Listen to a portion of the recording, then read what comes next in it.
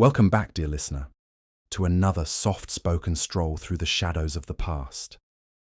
Whether the night is just beginning for you, or you're listening as sleep slowly arrives, I'm happy you've chosen to spend this time here with me. Let me know in the comments. Are you listening from somewhere far and quiet, or in the heart of a busy city winding down? And if these calming explorations bring a sense of rest, please consider subscribing. There are countless more voices from the past still waiting to be heard. This is the story of Hashish and poverty in 19th century Cairo, and it's about to reveal a side of Egyptian history that most people have never heard before. Now, before we dive into this world of desperation and escape, let me tell you exactly what you're going to discover in this video. You're going to meet real people who lived through this era, understand how colonial policies created the perfect storm for widespread drug use, and see how the authorities' attempts to crack down only made things worse. But first, let me show you just how deeply this crisis affected ordinary Egyptians by introducing you to someone who lived it firsthand. Meet Ahmad ibn Yusuf, a 34-year-old weaver whose story appears in court records from 1871. Ahmad had worked the same loom in the Gouria district for over 15 years, following in his father's footsteps, supporting his wife and 3 children with steady hands and an honest trade. But by the time we encounter him in these dusty legal documents, Ahmad's life had completely unraveled. The court clerk described him as gaunt, hollow-eyed, and speaking in disconnected fragments about jinn and shadows that followed him through the streets. What happened to Ahmad wasn't unique. In fact, his story was being repeated thousands of times across Cairo during this period, and understanding why requires us to look at the larger forces that were reshaping Egypt during the 19th century. The roots of Cairo's hashish crisis stretch back to the early 1800s, when Egypt found itself caught between the declining Ottoman Empire and the rising influence of European colonial powers. Muhammad Ali Pasha, who ruled Egypt from 1805 to 1848, had launched an ambitious modernization program that transformed the country's economy, military, and social structure. But modernization came with a price that the common people of Cairo would pay dearly. Traditional craft industries that had sustained families for generations suddenly found themselves competing with cheap European imports. The guild system that had protected artisans and provided social stability began to crumble. Meanwhile, new taxes to fund Muhammad Ali's grand projects squeezed households that were already struggling to survive. For people like Ahmad the weaver, the world their grandfathers had known was disappearing before their eyes. But the real devastation came with the cotton boom of the 1860s. When the American Civil War disrupted global cotton supplies, Egypt became Europe's primary source for this vital commodity. Landowners grew wealthy almost overnight, but this agricultural revolution displaced thousands of rural workers who flooded into Cairo seeking opportunities that simply didn't exist. The city's population swelled beyond its capacity to house or employ the newcomers. Entire families crowded into single rooms in crumbling medieval buildings. Sanitation collapsed. Disease spread rapidly through overcrowded neighborhoods. And for many, the promise of urban prosperity turned into a nightmare of poverty and desperation. This is where hashish enters our story, but not in the way you might expect. Hashish wasn't new to Egypt. Cannabis had been cultivated in the region for centuries, primarily for its fiber and medicinal properties. Religious authorities had debated its permissibility, with some Islamic scholars arguing it fell under the same prohibitions as alcohol, while others maintained it was acceptable for medical use. But what happened in 19th century Cairo was different. Hashish transformed from an occasional medicine or religious aid into a mass escape mechanism for people trapped in impossible circumstances. The drug was cheap, readily available, and offered something that nothing else could provide: temporary relief from hunger, cold, and the crushing weight of hopelessness. For the price of a single piece of bread, a desperate person could spend hours in a dreamlike state where poverty, family obligations, and social humiliation simply melted away.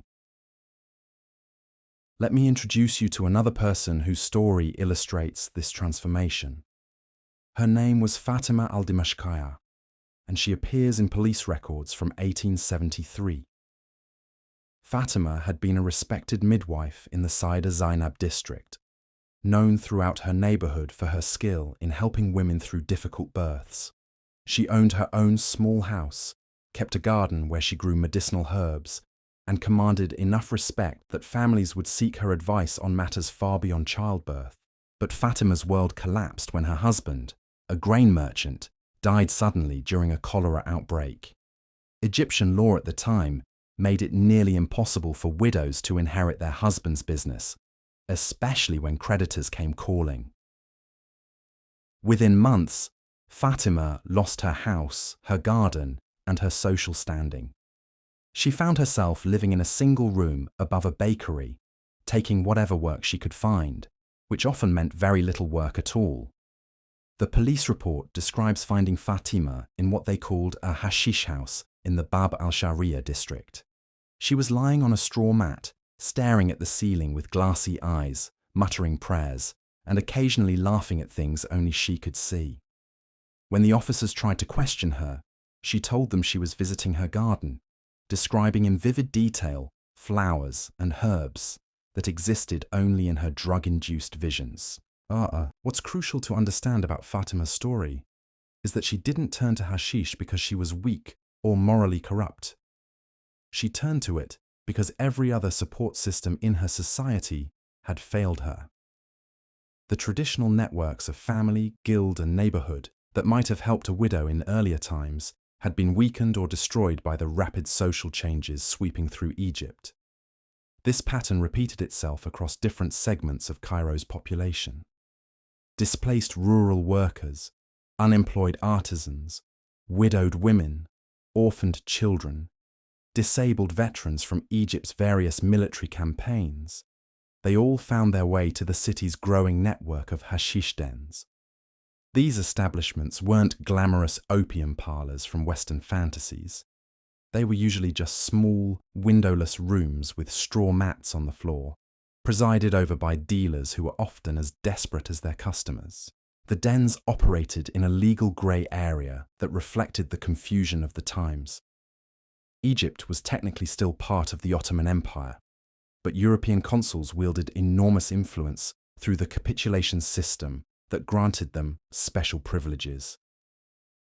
Islamic law condemned intoxication, but the growing European community operated under different legal frameworks. Meanwhile, Egyptian authorities found themselves caught between religious obligations, colonial pressures, and the practical reality that arresting thousands of hashish users would overwhelm an already strained system. This legal confusion created space for the hashish trade to flourish, but it also meant that users lived in constant fear of arbitrary enforcement. The same police officer might ignore a den one week and raid it the next, depending on political pressures, personal whims, or instructions from superiors, who were themselves responding to conflicting demands from Ottoman, Egyptian, and European authorities. Consider the case of Muhammad al-Sayyid, a former cavalry soldier who had served in Egypt's campaigns in Sudan during the 1820s. Military records show he had been a decorated fighter, praised by his officers for courage under fire and dedication to his comrades. But when he returned to Cairo, Muhammad discovered that military service hadn't prepared him for civilian life in a rapidly changing economy. The skills that had made him valuable as a soldier, riding, fighting, following orders, had little application in a city increasingly dominated by European-style commerce and administration. Muhammad tried various occupations. He worked as a night watchman, helped load boats on the Nile, even attempted to establish a small business repairing leather goods. But each venture failed, leaving him more desperate and disillusioned than before. Police records from 1869 describe finding Muhammad in a basement den near the Khan al-Khalili Bazaar. He was discovered during a raid that netted 23 users, ranging in age from 16 to over 60. The report notes that Muhammad was wearing his old military uniform, though it was now threadbare and stained. When questioned, he claimed he was still on active duty and demanded to speak with his commanding officer, a man who had died years earlier in Sudan. Muhammad's story illustrates how hashish use cut across traditional social boundaries. The same dens that sheltered displaced peasants also attracted former soldiers, failed merchants, unemployed scribes, and even occasional members of the traditional elite who had fallen on hard times. Poverty was the great equalizer, and hashish was poverty's universal solace. But the hashish crisis wasn't just about individual tragedies.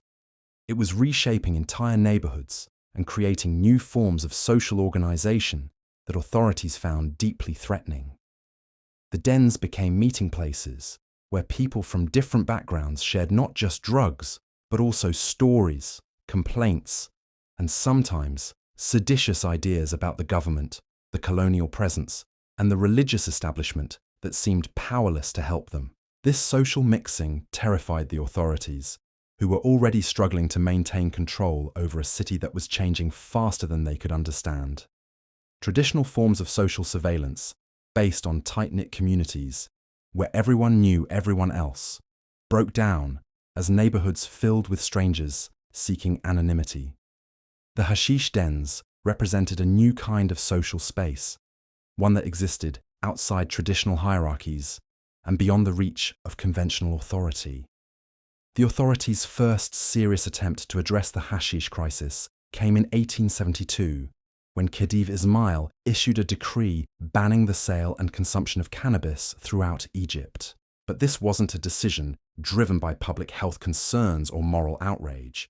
Instead, it was a calculated political move designed to appease European creditors who were growing increasingly worried about Egypt's ability to service its massive foreign debt. European observers had begun writing reports about the degraded state of Cairo's population, describing hashish users as evidence of Egyptian society's fundamental inability to govern itself. These reports weren't objective journalism, they were propaganda designed to justify increased European intervention in Egyptian affairs. By cracking down on hashish, Khedive Ismail hoped to demonstrate that Egypt was a modern, civilized nation capable of managing its own problems. The reality on the ground was far more complicated. Let me tell you about Inspector Mahmoud Effendi, a police official whose private diary from this period survived in the archives of the Ministry of Interior. Mahmoud was tasked with enforcing the new anti-hashish laws in the Darb al-Ahmar district, one of the most densely populated and impoverished areas of medieval Cairo. His diary entries reveal the impossible situation that enforcement officers found themselves in. On his first day implementing the new policy, Mahmoud raided a den that housed 47 people. But when he examined the suspects more closely, he discovered that 12 were children under the age of 14, who had been abandoned by their families and had nowhere else to go. 8 were elderly men too frail to work, surviving on charity that had dried up during recent economic hardships. 15 were women, mostly widows, who faced legal and social barriers that made legitimate employment nearly impossible. Mahmoud wrote in his diary, "Am I to arrest grandmothers for seeking relief from hunger? Am I to imprison children for having no homes?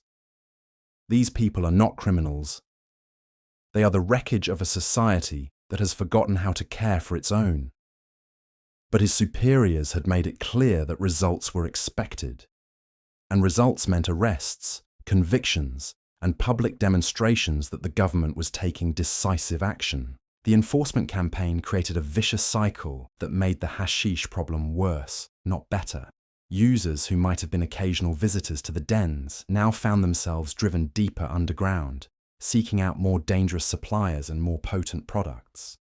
The relatively open dens, where users could at least maintain some connection to the outside world, gave way to hidden cellars and secret rooms where overdoses and violent disputes became common. Meanwhile, the crackdown created new opportunities for corruption and exploitation.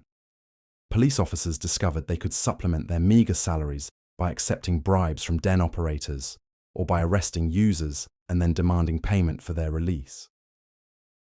Some officers went further, establishing their own networks of informants and dealers, effectively becoming partners in the trade they were supposed to suppress. Consider what happened to Yusuf al-Maghribi, a 28-year-old carpenter who had managed to maintain steady work despite the economic upheavals of the period. Yusuf wasn't a regular hashish user, but he occasionally visited a den in his neighborhood when the stress of supporting his extended family became overwhelming. He saw it as no different from other men who drank coffee or smoked tobacco, a brief respite from life's pressures. But in 1873, Yusuf was caught in one of Inspector Mahmoud's raids. Despite having no previous criminal record and being employed, he was sentenced to 6 months of hard labor in the Citadel prison. The sentence was designed to send a message, but the message it actually sent was that the law applied differently to the poor than to the wealthy Europeans who openly consumed alcohol and opium in their private clubs. When Yusuf emerged from prison, he discovered that his employer had replaced him with a younger, cheaper worker. His wife, unable to support their children alone, had been forced to send their eldest son to work in a textile factory under conditions that amounted to slavery.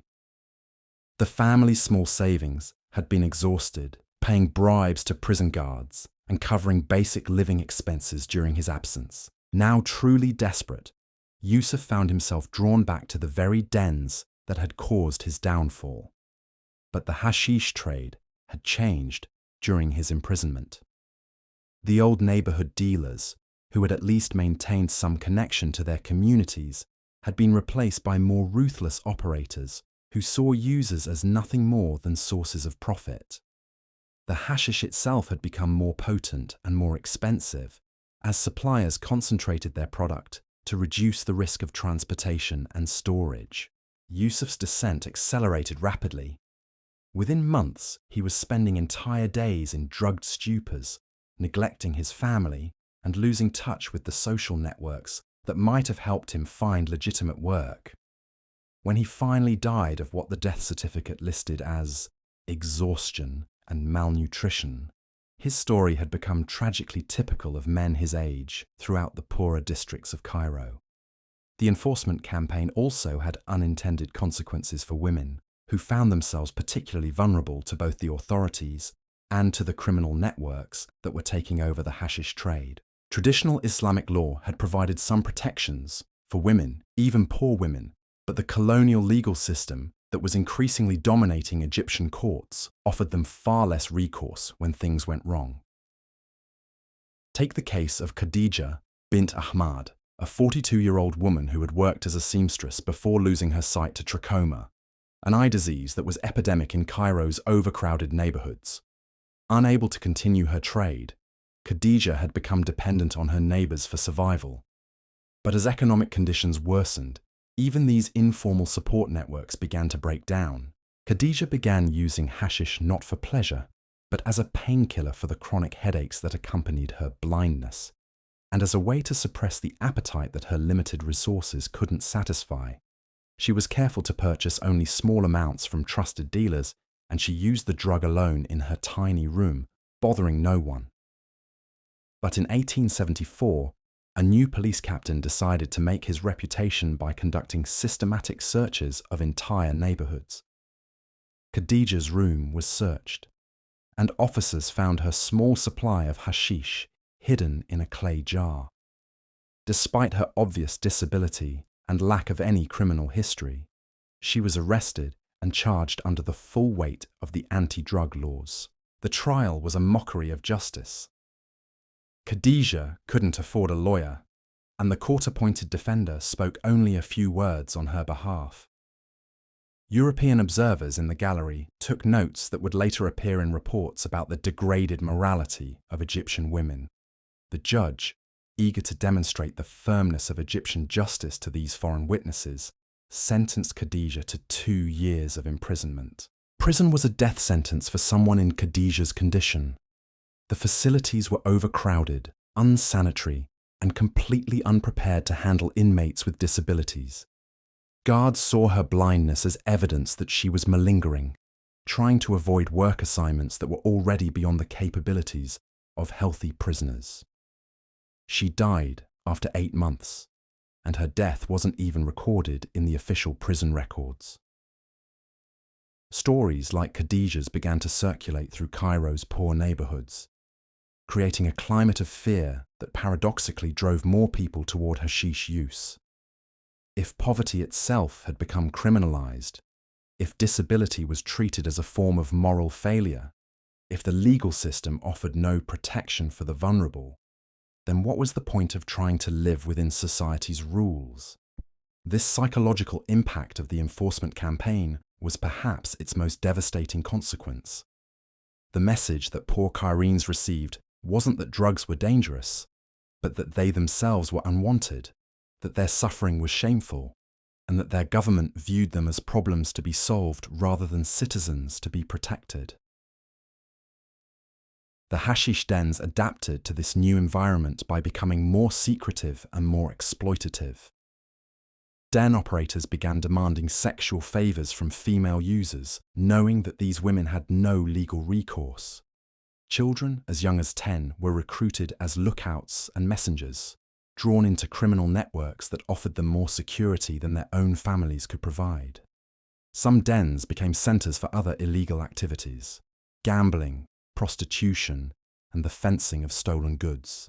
Users who couldn't pay for their hashish were forced into debt relationships that resembled slavery, working for den operators in conditions that were both dangerous and degrading. The relatively benign social spaces that the dens had once represented were transforming into nodes of organized crime.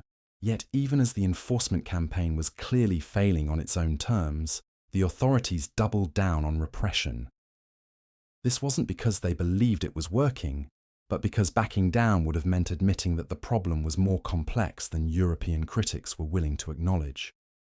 The crackdown had become a political necessity, regardless of its human cost.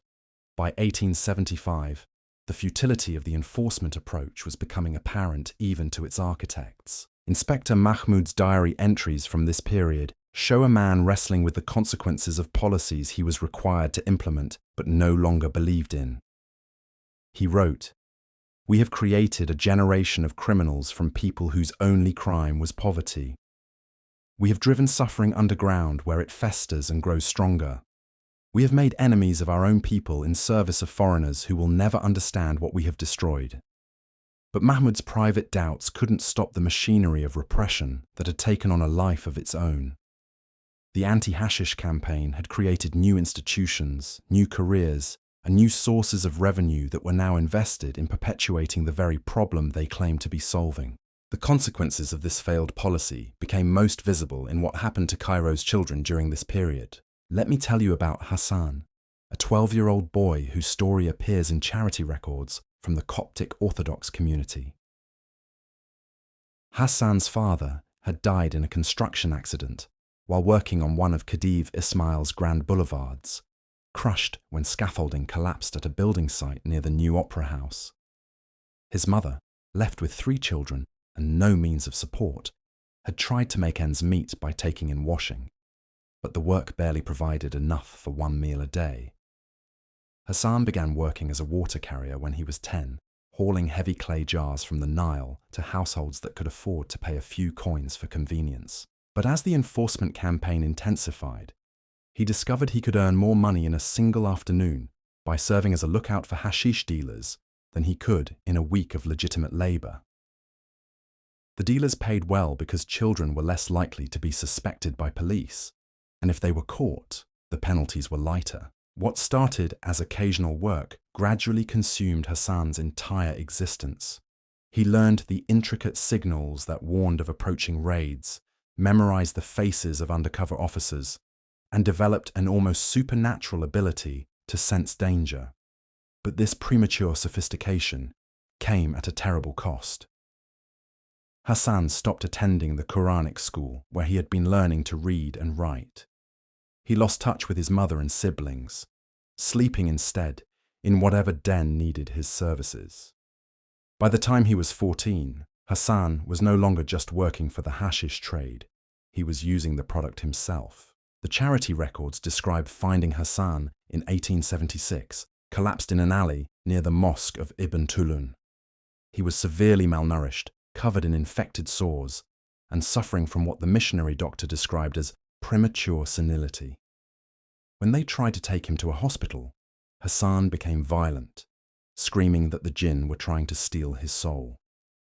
He died 3 days later, never having regained full consciousness. Hassan's tragedy wasn't unique. Across Cairo, children were being drawn into the hashish economy in roles that ranged from lookouts to dealers to users themselves. The enforcement campaign, rather than protecting these vulnerable young people, had created new forms of exploitation that were far more dangerous than anything that had existed before. The traditional family and community structures that might have intervened were too weakened by economic pressure and social upheaval to provide effective protection. The situation was particularly devastating for girls. Traditional Islamic society had strict rules governing the behavior and protection of young women, but these safeguards assumed stable families and functioning communities. When both collapsed, girls found themselves with virtually no legitimate options for survival. Consider Zainab, a 15-year-old whose parents had died during a typhus outbreak that swept through the Gamaliya district in 1874. With no male relatives to serve as guardians, Zainab was technically a ward of the state. But the overwhelmed bureaucracy simply couldn't handle the thousands of orphans created by disease and economic displacement. She was placed with a distant cousin who saw her as nothing more than unpaid domestic labor. When Zainab finally ran away from this arrangement, she discovered that the streets offered even fewer options for young women than for young men. She couldn't work as a water carrier or street vendor without attracting unwanted attention from men. She couldn't seek shelter in the mosques, which were segregated spaces where a lone girl would immediately be questioned. Even begging was dangerous, as it marked her as available for exploitation. The hashish dens, ironically, offered Zainab something approaching safety. The dealers who controlled these establishments had a vested interest in protecting their female customers from outside interference, if only to maintain their profitable operations. In exchange for running errands and helping to prepare the hashish pipes, Zainab received food, shelter, and protection from the worst predators who stalked Cairo's streets. But this protection came with its own price. Zainab was expected to use hashish herself, both to ensure her loyalty and to make her more compliant with whatever additional services the den operators might require. Within months, she was as dependent on the drug as any of the adult users, trapped in a cycle that offered temporary relief from hunger and fear at the cost of any hope for a different future. Police records from 1877 describe a raid on the den where Zainab lived, one of the largest operations mounted during the enforcement campaign. Officers arrested 43 people, including 7 children under the age of 16.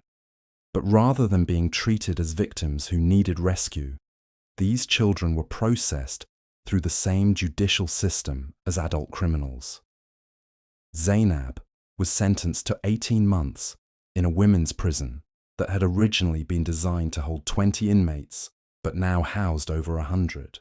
The conditions in these facilities defied description. Women and girls were crowded together without regard for age, health status, or the nature of their alleged crimes. Tuberculosis, dysentery, and other infectious diseases spread rapidly through the overcrowded cells. Guards, who were paid irreg their income by selling, if at all, supplement food, blankets, and other necessities to prisoners who could afford to pay. Zainab survived her sentence, but the woman who emerged from prison bore little resemblance to the frightened teenager who had entered.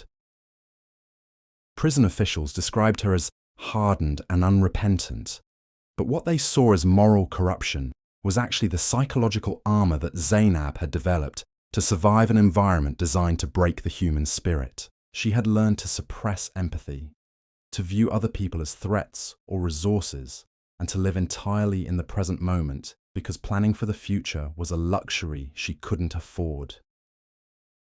When Zainab was released, she discovered that her problems had multiplied during her imprisonment. The stigma of having been convicted under the Hashish laws made legitimate employment almost impossible. Employers assumed that former prisoners were unreliable, dishonest, and likely to steal. Even charitable organizations were reluctant to help, viewing drug users as unworthy of assistance compared to the deserving poor, who had maintained their moral standing despite their economic difficulties. With no other options, Zainab returned to the hashish trade, but now in a more central role. Her prison experience had given her connections to other dealers and users throughout the city, and her gender allowed her to operate in spaces where male dealers would attract unwanted attention. She established her own small operation, selling hashish to women in the textile workshops where many struggled to survive on wages that barely covered their basic needs. Zainab's transformation from victim to participant in the drug economy illustrates one of the most perverse consequences of the enforcement campaign. By treating users as criminals rather than addressing the underlying conditions that drove them to seek chemical escape, the authorities were actually creating a more sophisticated and resilient criminal network. Each arrest, each prison sentence, each public humiliation pushed people further from legitimate society and deeper into the underground economy that the laws were supposed to eliminate. The geographic distribution of hashish use also revealed the deeper social and economic patterns that were reshaping 19th century Cairo. The drug was most concentrated in the oldest, most densely populated districts, where medieval buildings had been subdivided and subdivided again to house the growing population of urban poor. These areas, like Darb al-Ahmar, Gamalia, and Sayyida Zainab, were also the neighborhoods where traditional crafts were most threatened by European competition and where social services were most inadequate. In contrast, the newer districts where wealthy Egyptians and European residents lived saw relatively little hashish use. These areas had better sanitation, more economic opportunities, and stronger social institutions that could provide support for people facing temporary difficulties. The drug problem wasn't evenly distributed across Cairo's population. It was concentrated among those who had been most damaged by the rapid changes transforming Egyptian society. This geographic concentration had important implications for how the enforcement campaign was perceived by different segments of the population. Wealthy Cairenes could support tough anti-drug policies because these policies primarily affected neighborhoods they rarely visited and people they rarely encountered. European residents could point to the hashish problem as evidence of Egyptian moral inferiority, without acknowledging their own role in creating the economic conditions that made drug use attractive. Meanwhile, in the affected neighborhoods, the enforcement campaign was seen as yet another form of oppression visited upon people who were already suffering. Police raids disrupted not just illegal activities, but also the informal networks of mutual support that helped families survive economic hardship. When officers arrested breadwinners, they often pushed entire households into destitution. When they closed down dens, they eliminated one of the few spaces where people could find temporary relief from the grinding stress of poverty. The psychological impact of this concentrated enforcement created what we might recognize today as collective trauma. Entire communities lived in constant fear of arbitrary arrest, family separation, and economic ruin. Children grew up associating authority with violence and injustice. Adults learned to trust no one outside their immediate circle and to view any interaction with official institutions as potentially catastrophic. This climate of fear had profound effects on how people organized their daily lives. Families that might once have pooled resources to help members through difficult periods now hoarded what little they had, afraid that being associated with someone who used hashish could bring disaster upon them all. Neighbors who might once have looked out for each other's children now minded their own business, unwilling to risk being accused of enabling drug use. The breakdown of social solidarity made everyone more vulnerable, which in turn made chemical escape more appealing. It was a vicious cycle that the enforcement campaign seemed designed to perpetuate rather than break. The more successful the police were at creating fear and mistrust, the more people turned to hashish as their only reliable source of comfort. Religious leaders found themselves caught in an impossible position during this period. Islamic law clearly condemned intoxication, and many clerics supported the government's anti-hashish campaign in principle. But these same religious authorities were also supposed to provide moral guidance and practical support to their communities, and they could see firsthand how enforcement was destroying families and neighborhoods. Some imams tried to thread this needle by distinguishing between occasional medicinal use of cannabis and the chronic abuse that characterized the den culture. They argued that while hashish itself might be forbidden, the social conditions that drove people to seek chemical escape were the real moral crisis that needed to be addressed. These nuanced positions, however, were difficult to maintain in the increasingly polarized atmosphere created by the enforcement campaign. Consider the case of Sheikh Muhammad al-Azhari, a respected religious teacher at one of Cairo's smaller mosques. Sheikh Muhammad had grown up in the Khalifa district, one of the areas hardest hit by both poverty and drug enforcement. He had watched childhood friends disappear into the hashish dens, seen families destroyed by imprisonment, and witnessed the gradual decay of the social fabric that had once held his community together. In his Friday sermons, Sheikh Muhammad began speaking about what he called the two forms of intoxication. The first was the obvious intoxication of hashish and alcohol, which dulled the mind and weakened the spirit's connection to God. But the second was the intoxication of indifference to suffering, the moral numbness that allowed people to ignore their neighbor's pain and their society's injustices. Sheikh Muhammad argued that the second form of intoxication was far more dangerous than the first. A man who smoked hashish might harm himself, but a society that turned away from its most vulnerable members harmed its own soul. He called on his congregation to focus less on condemning individual drug users and more on creating the conditions that would make drug use unnecessary.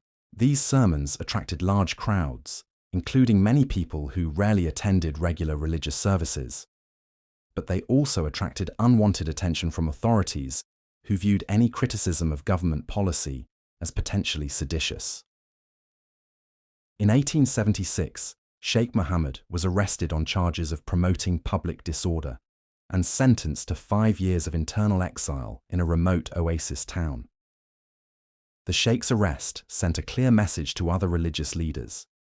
Even gentle criticism of the enforcement campaign would not be tolerated. This silencing of moderate voices left the field open to more extreme positions on both sides. Some clerics became enthusiastic supporters of ever harsher penalties for drug users, while others began questioning whether the entire colonial system was compatible with Islamic values. The polarization of religious discourse reflected a broader crisis of legitimacy that was affecting all of Egyptian society's traditional institutions.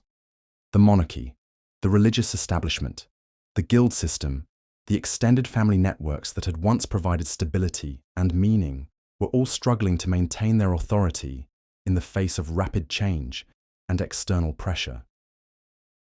Into this vacuum stepped new forms of organization that were often connected to the hashish trade but served broader social functions.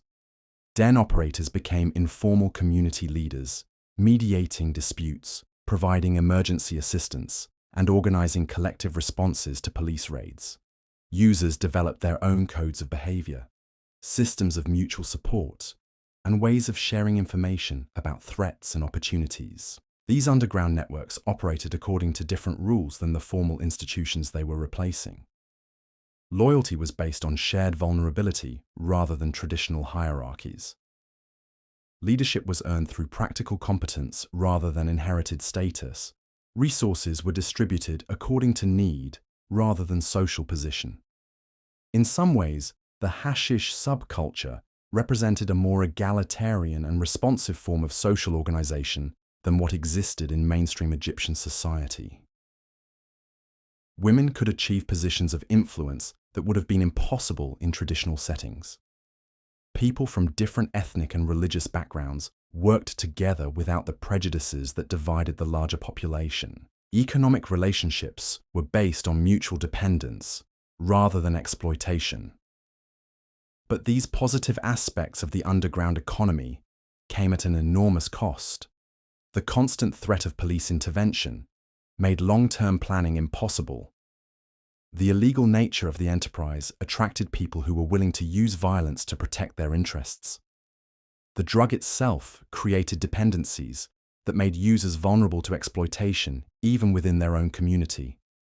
Moreover, the existence of this parallel society allowed the authorities to avoid addressing the fundamental problems that had created the hashish crisis in the first place. As long as the most desperate and potentially troublesome elements of the population were absorbed into an underground economy that kept them relatively quiet and politically disorganized, there was less pressure for meaningful social reform. The enforcement campaign continued through the 1870s, producing impressive statistics about arrests and convictions that satisfied European observers and Egyptian officials alike. But anyone who looked beyond these numbers could see that the underlying problem was getting worse, not better. The hashish trade was becoming more organized, more violent, and more integrated with other forms of criminal activity. Users were consuming stronger preparations that caused more severe health problems. The social costs of enforcement were mounting even faster than the social costs of drug use itself. By 1878, even some of the campaign's original supporters were beginning to question whether the cure had become worse than the disease. Police reports from this period describe neighborhoods where normal social and economic life had been almost completely disrupted by the constant cycle of raids, arrests, and retaliation. Families were afraid to leave their homes after dark. Merchants were reluctant to do business in areas where police operations might result in arbitrary detention. Children were growing up with no experience of legitimate authority or lawful economic activity. The human cost of this approach was becoming impossible to ignore, but admitting failure would have required acknowledging that the entire colonial project in Egypt was based on flawed assumptions about the nature of social problems and the effectiveness of punitive solutions. The authorities' reluctance to admit failure became crystal clear in the case of Dr. Henri Clotbé, a French physician who had served as the personal doctor to Muhammad Ali Pasha and later became one of the most influential medical voices in Egypt. By 1878, Dr. Clotbé had begun documenting what he saw as a public health catastrophe unfolding in Cairo's poorest neighborhoods. His private correspondence, discovered decades later in the archives of the French consulate, reveals a man struggling with the contradiction between his scientific training and the political pressures surrounding him. In one letter to a colleague in Paris, he wrote, "The hashish epidemic is not a disease of moral weakness, as our officials prefer to believe. It is a symptom of social collapse, and we are treating the symptom while feeding the disease." Dr. Clotbé had established a small clinic in the Bab Zuwayla district, where he offered free medical care to anyone who needed it, regardless of their legal status or social position. Through this work, he encountered hundreds of hashish users and began to understand the complex relationship between poverty, trauma, and addiction that the enforcement campaign completely ignored. Let me tell you about one of his patients, a woman named Sit Hanim, whose story illustrates the medical realities that were being obscured by political rhetoric. Sit Hanim had been the wife of a minor government clerk, living a comfortable middle-class life, until her husband was dismissed from his position for refusing to participate in a corruption scheme involving tax collection. Unable to find other employment, he had fallen into depression and eventually taken his own life, leaving behind debts that consumed everything the family owned. At 52 years old, Sit Hanim found herself competing with much younger women for domestic work that paid barely enough to survive.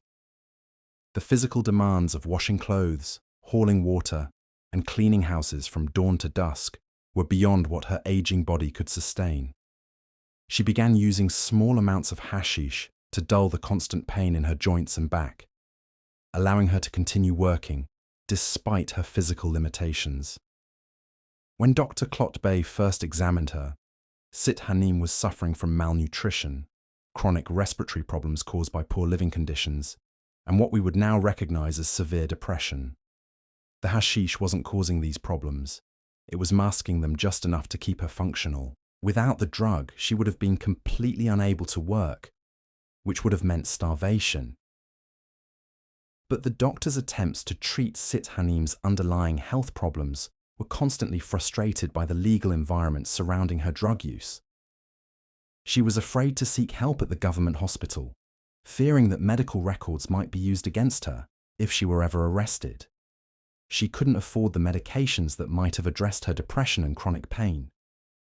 Most importantly, she couldn't escape the economic circumstances that made hashish her most rational choice for survival. Dr. Klotbey began documenting cases like Sit Hanim's, building what he hoped would become a medical argument for treating drug use as a health issue rather than a criminal one. But when he presented his findings to the Medical Council of Egypt, he discovered that scientific evidence carried little weight against political necessity. The council's chairman, Dr. Muhammad Pasha Kamal, explained the situation bluntly.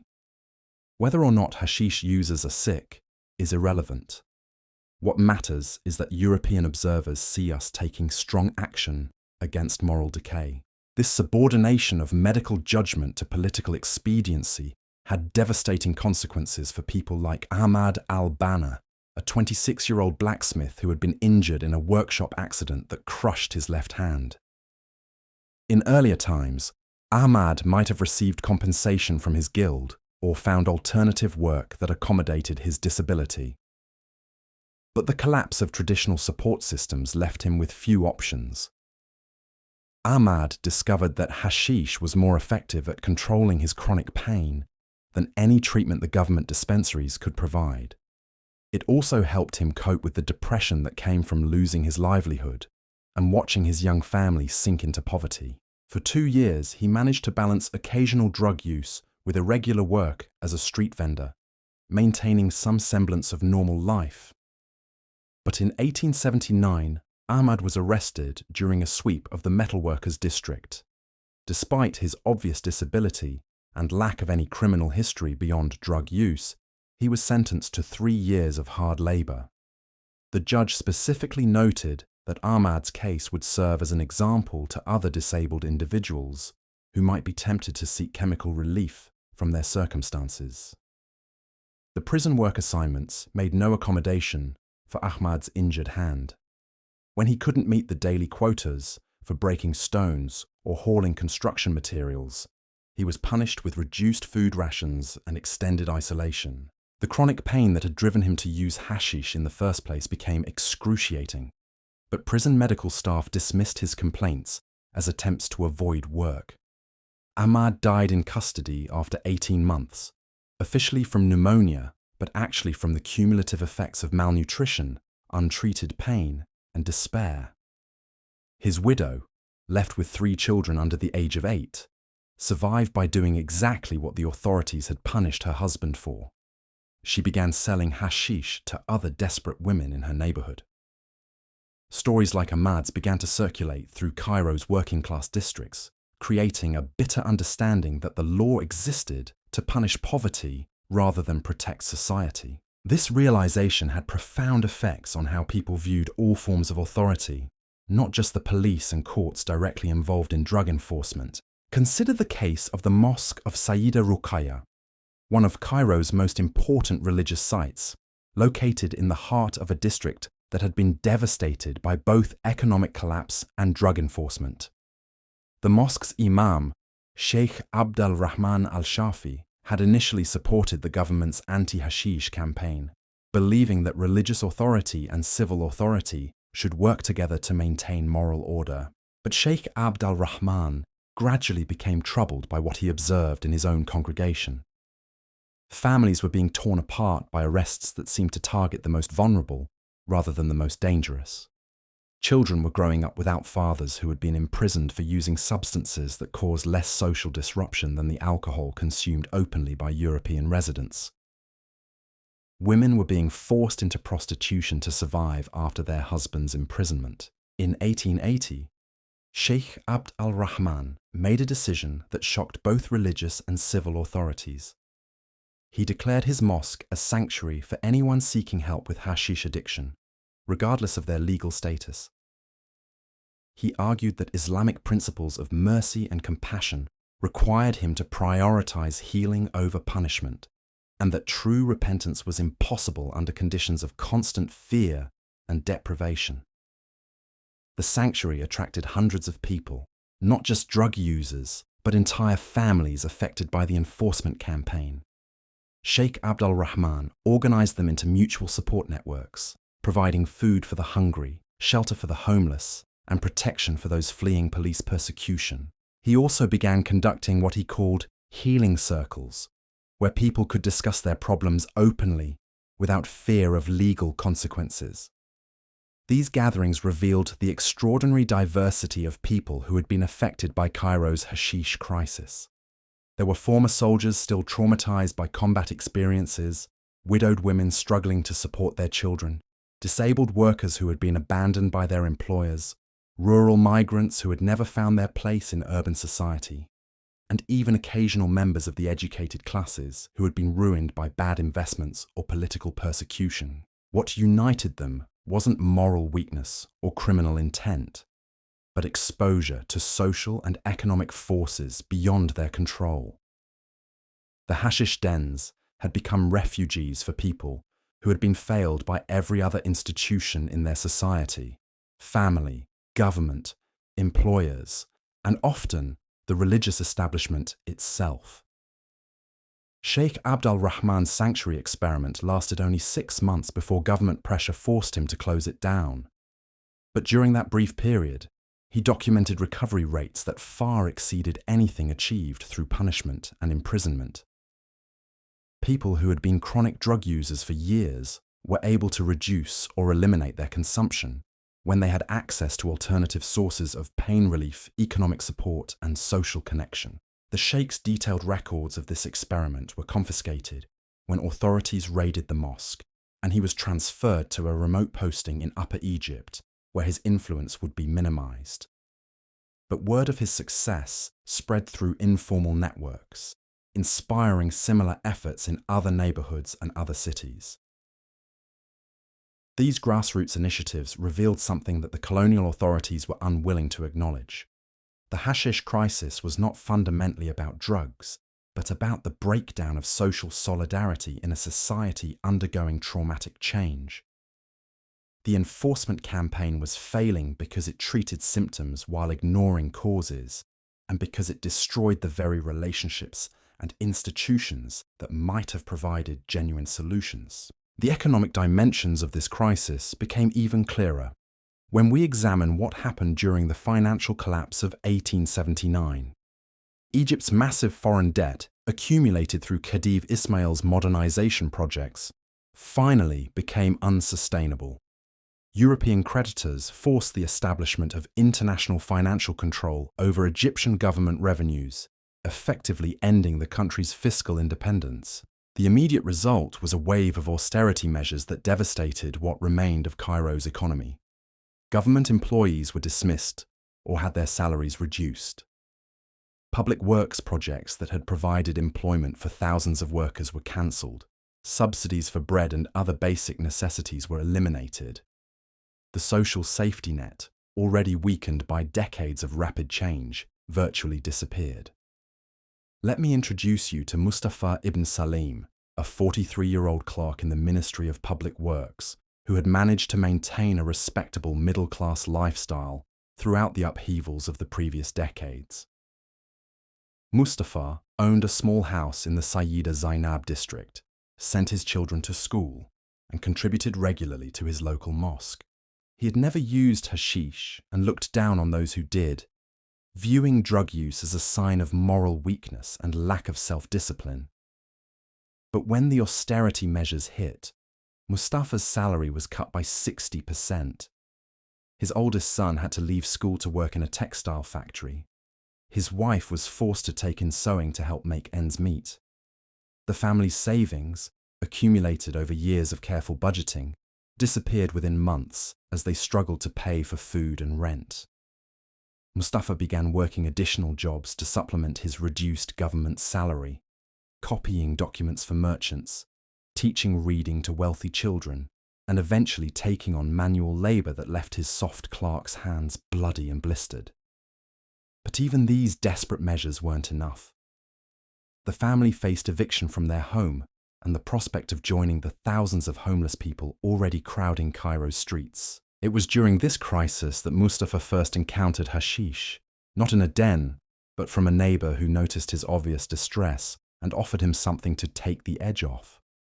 The drug provided temporary relief from the anxiety that was consuming him, allowing him to sleep despite his worries, and to maintain some semblance of composure in front of his children. What started as occasional use quickly became a daily necessity as Mustafa's circumstances continued to deteriorate.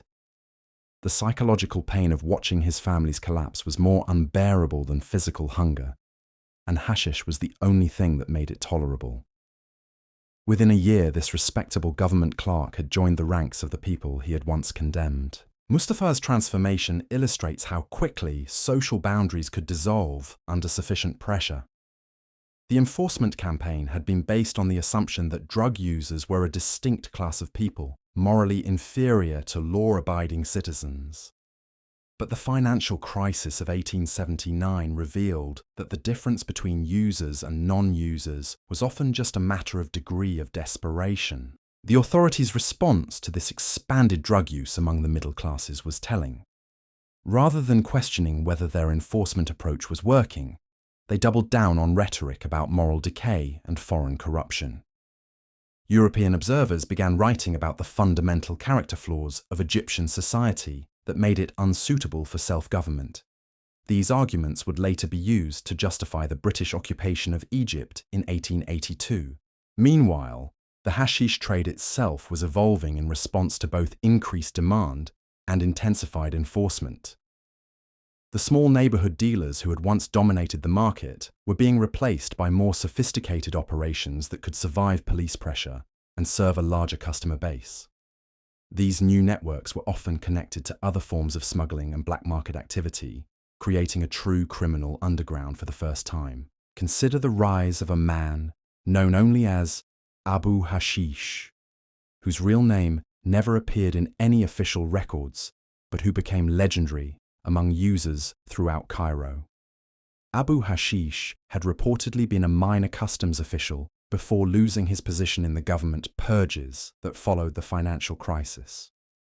He used his knowledge of administrative procedures and his connections among dismissed civil servants to build a distribution network that was remarkably resilient to police interference. Abu Hashish's organization employed dozens of people, from lookouts and messengers to chemists who processed raw cannabis into more potent preparations. He established safe houses throughout the city where users could consume drugs without fear of immediate arrest. He even maintained a primitive intelligence network that tracked police movements and identified undercover officers before they could infiltrate his operations. But Abu Hashish's success came at a cost to the people he served. Unlike the neighborhood dealers who had at least some personal connection to their customers, he operated as a purely commercial enterprise. Prices rose steadily as his monopoly power increased. Users who couldn't pay were forced into debt relationships that often involved criminal activity. Women were routinely exploited sexually as an alternative form of payment. Most significantly, Abu Hashish began adulterating his hashish with other substances to increase its potency and addictive properties. Users reported that his product created more intense highs, but also more severe withdrawal symptoms, making it harder for people to reduce their consumption even when they wanted to. What had once been a relatively benign form of self-medication was becoming genuinely dangerous. The transformation of the hashish trade from a neighborhood-based service to a criminal enterprise had profound implications for how drug use affected families and communities. The old dens, for all their problems, had operated according to certain informal rules that provided some protection for vulnerable users. The new system was purely predatory, designed to extract maximum profit from people who had few alternatives. Let me tell you about what happened to the family of Hassan al-Misri, a 48-year-old carpenter who had become dependent on hashish after losing his workshop in a fire that swept through his district. Hassan's wife, Fatima, had initially been supportive, understanding that her husband was using the drug to cope with depression and chronic pain from burn injuries. She had seen how much he suffered and believed that temporary chemical relief was better than no relief at all. But as Hassan became involved with Abu Hashish's network, the nature of his drug use changed dramatically. He began disappearing for days at a time, returning home in states of extreme intoxication that frightened his children. He started selling family possessions to pay for increasingly expensive drugs. Most disturbingly, he began bringing other users to the family's small apartment, turning their home into an informal distribution point. Fatima found herself trapped in an impossible situation. If she reported her husband's activities to the police, he would be imprisoned and she would lose her family's primary source of income. If she tried to throw out the other users, she risked retaliation from Abu Hashish's organization. If she simply tolerated the situation, she was exposing her children to dangerous people and illegal activities. The breaking point came when 10-year-old Ahmad, Hassan, and Fatima's youngest son, was recruited as a messenger by one of his father's associates. The boy was given small packages to deliver to various locations around the city, not understanding that he was carrying hashish, and that discovery would result in his arrest. When Fatima learned what was happening, she realized that her entire family was being drawn into a criminal network that would ultimately destroy them all. In desperation, Fatima sought help from Sheikh Mohammed al-Naqshbandi, an elderly religious teacher who had gained a reputation for assisting families affected by drug problems. Sheikh Mohammed had developed what he called the gradual method, based on his observation that sudden cessation of hashish use often led to severe depression and sometimes suicide among chronic users. Instead of demanding immediate abstinence, Sheikh Mohammed worked with families to gradually reduce drug consumption while addressing the underlying problems that had made drugs attractive in the first place. For Hassan, this meant finding alternative ways to manage his physical pain and psychological trauma while slowly rebuilding his capacity to function without chemical assistance. The process was neither quick nor easy. Hassan experienced periods of severe depression, anxiety, and physical discomfort as he reduced his hashish consumption. There were several relapses when the stress of poverty and disability became overwhelming. But with Fatima's support and Sheikh Mohammed's guidance, he was eventually able to break free from his dependence on Abu Hashish's network. The family's recovery was aided by a rotating credit association that Sheikh Mohammed had organized among reformed drug users and their families. Members contributed small amounts of money each month, and the combined funds were used to help individual families through crisis periods or to establish small businesses that could provide legitimate income. This system provided both practical assistance and social support, creating bonds between people who understood each other's struggles. Hassan was able to restart his carpentry business on a small scale, making simple furniture and household items that he sold in local markets. The income was modest, but it was honest work that gave him a sense of purpose and self-respect. More importantly, it allowed him to model productive behavior for his children, breaking the cycle of desperation and criminality that had threatened to consume his entire family. Stories like Hassan's were rare during this period, but they demonstrated that recovery was possible when people had access to genuine alternatives to drug use.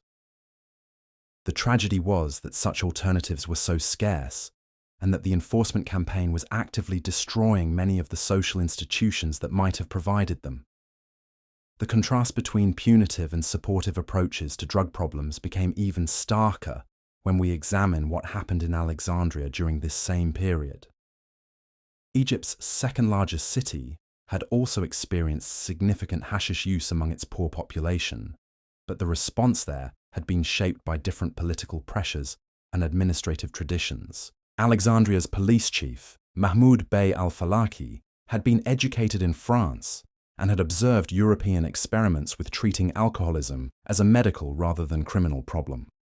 When the hashish crisis reached Alexandria, he decided to try a different approach than the one being pursued in Cairo.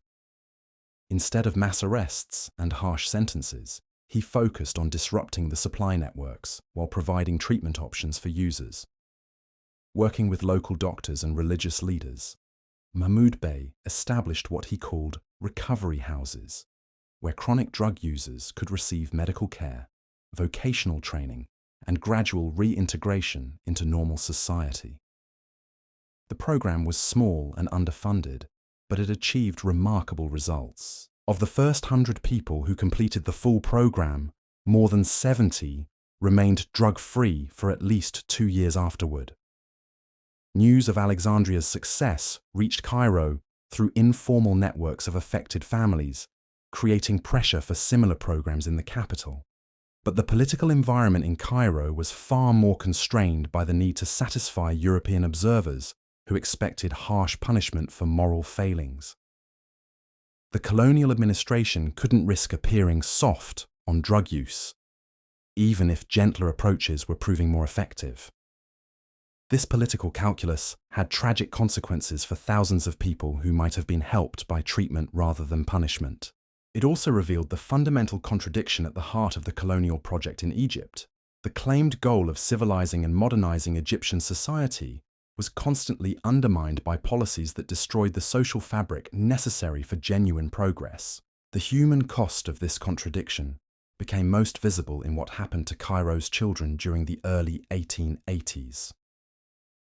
The enforcement campaign had created an entire generation of young people who had grown up with no experience of legitimate authority or lawful economic opportunity.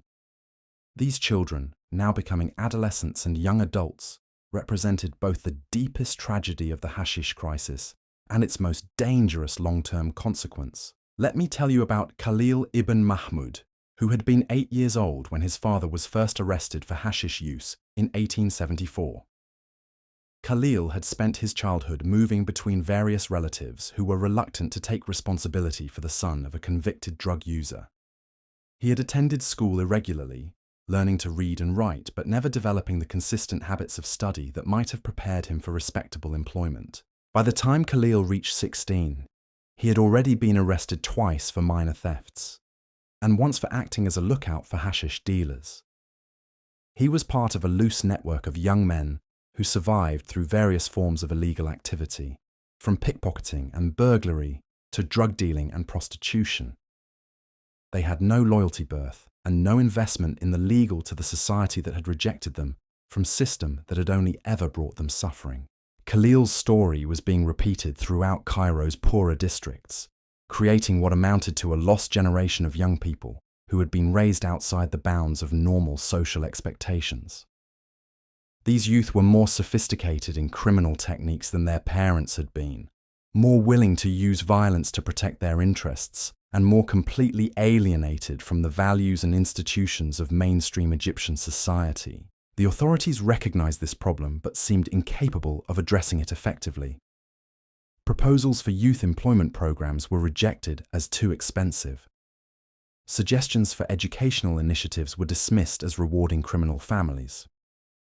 The only response was more policing and harsher sentences, which simply pushed the problem deeper underground while making it more dangerous for everyone involved.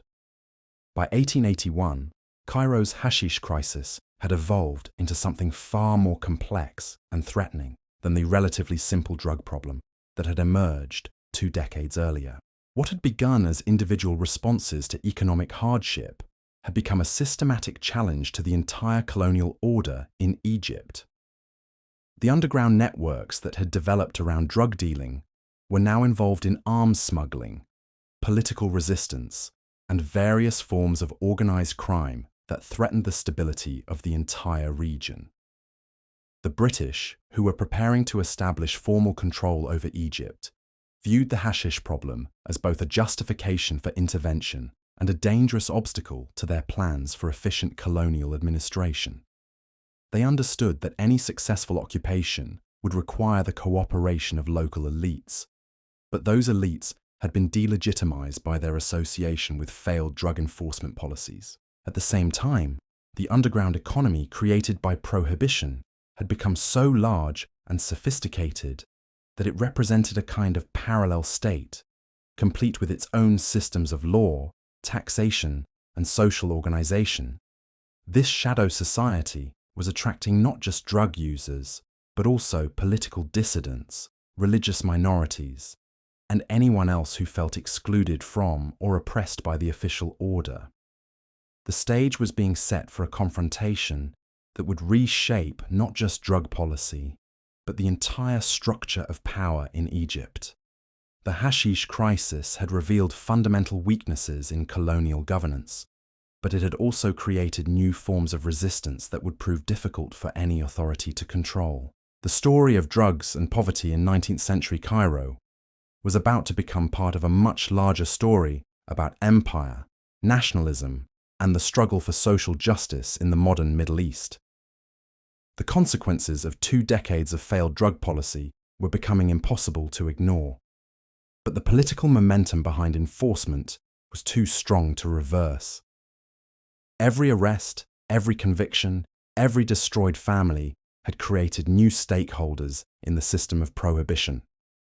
Police officers, judges, prison guards, and informants all depended on the continuation of policies that were clearly making the underlying problems worse.